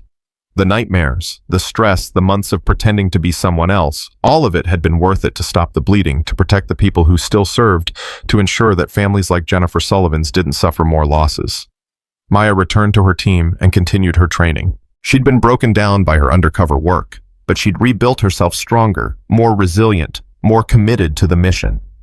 The scars remained psychological wounds that might never fully heal, but they were battle scars earned protecting others, and she wore them with quiet pride. 5 years later, Maya stood on the same beach where she'd talked with Marcus after accepting the 18-month mission. She was a senior chief, now decorated veteran of multiple combat deployments and classified operations, respected throughout the SEAL community for her capabilities and her character. She'd never told anyone outside intelligence circles about her undercover work. It remained classified, known only to the people who needed to know. But she carried the knowledge of what she'd accomplished: 11 traitors, caught multiple espionage networks, dismantled dozens of lives, saved as a private certainty that transcended public recognition. Her phone buzzed with the text from Marcus' family dinner tonight. "Mom's making Dad's favorite." Maya smiled and typed back, "I'll be there." She stood on the beach a moment longer, watching waves crash against the shore, thinking about her father and all the others who'd served and sacrificed without recognition or reward. They'd done it because the mission mattered, because protecting others was worth the cost, because honor meant more than comfort. Maya understood that now in a way she couldn't have before. She'd been tested, broken, and rebuilt. She'd faced enemies wearing friendly faces and learned that the most dangerous battles weren't fought with rifles, but with intelligence, deception, and the willingness to sacrifice everything, including yourself, to protect the people who trusted you. She turned away from the ocean and headed toward her car. The past was behind her, full of darkness and deception, and costs she'd paid that nobody would ever fully understand. But the future stretched ahead, full of missions yet to run, lives yet to save, and the ongoing fight against enemies, foreign and domestic, who threatened everything Americans held sacred. Maya Chen was a SEAL, a warrior, a silent professional who served in shadows and asked for nothing in return, except the knowledge that her sacrifice mattered. That was enough. That would always be enough. Because true strength isn't measured in recognition or reward. It's measured in the courage to do what's right, when nobody's watching, to endure what others can't, and to protect people who will never know your name. That's what her father had taught her. That's what Marcus Sullivan and James Davidson and all the others had embodied, and that's what Maya would continue to honor every day she wore the uniform. She'd stayed down when necessary, risen up when required, and proved that worth isn't determined by size, gender, or assumptions, but by results and the willingness to pay whatever price the mission demanded. She was a SEAL. She was a warrior. She was exactly where she belonged.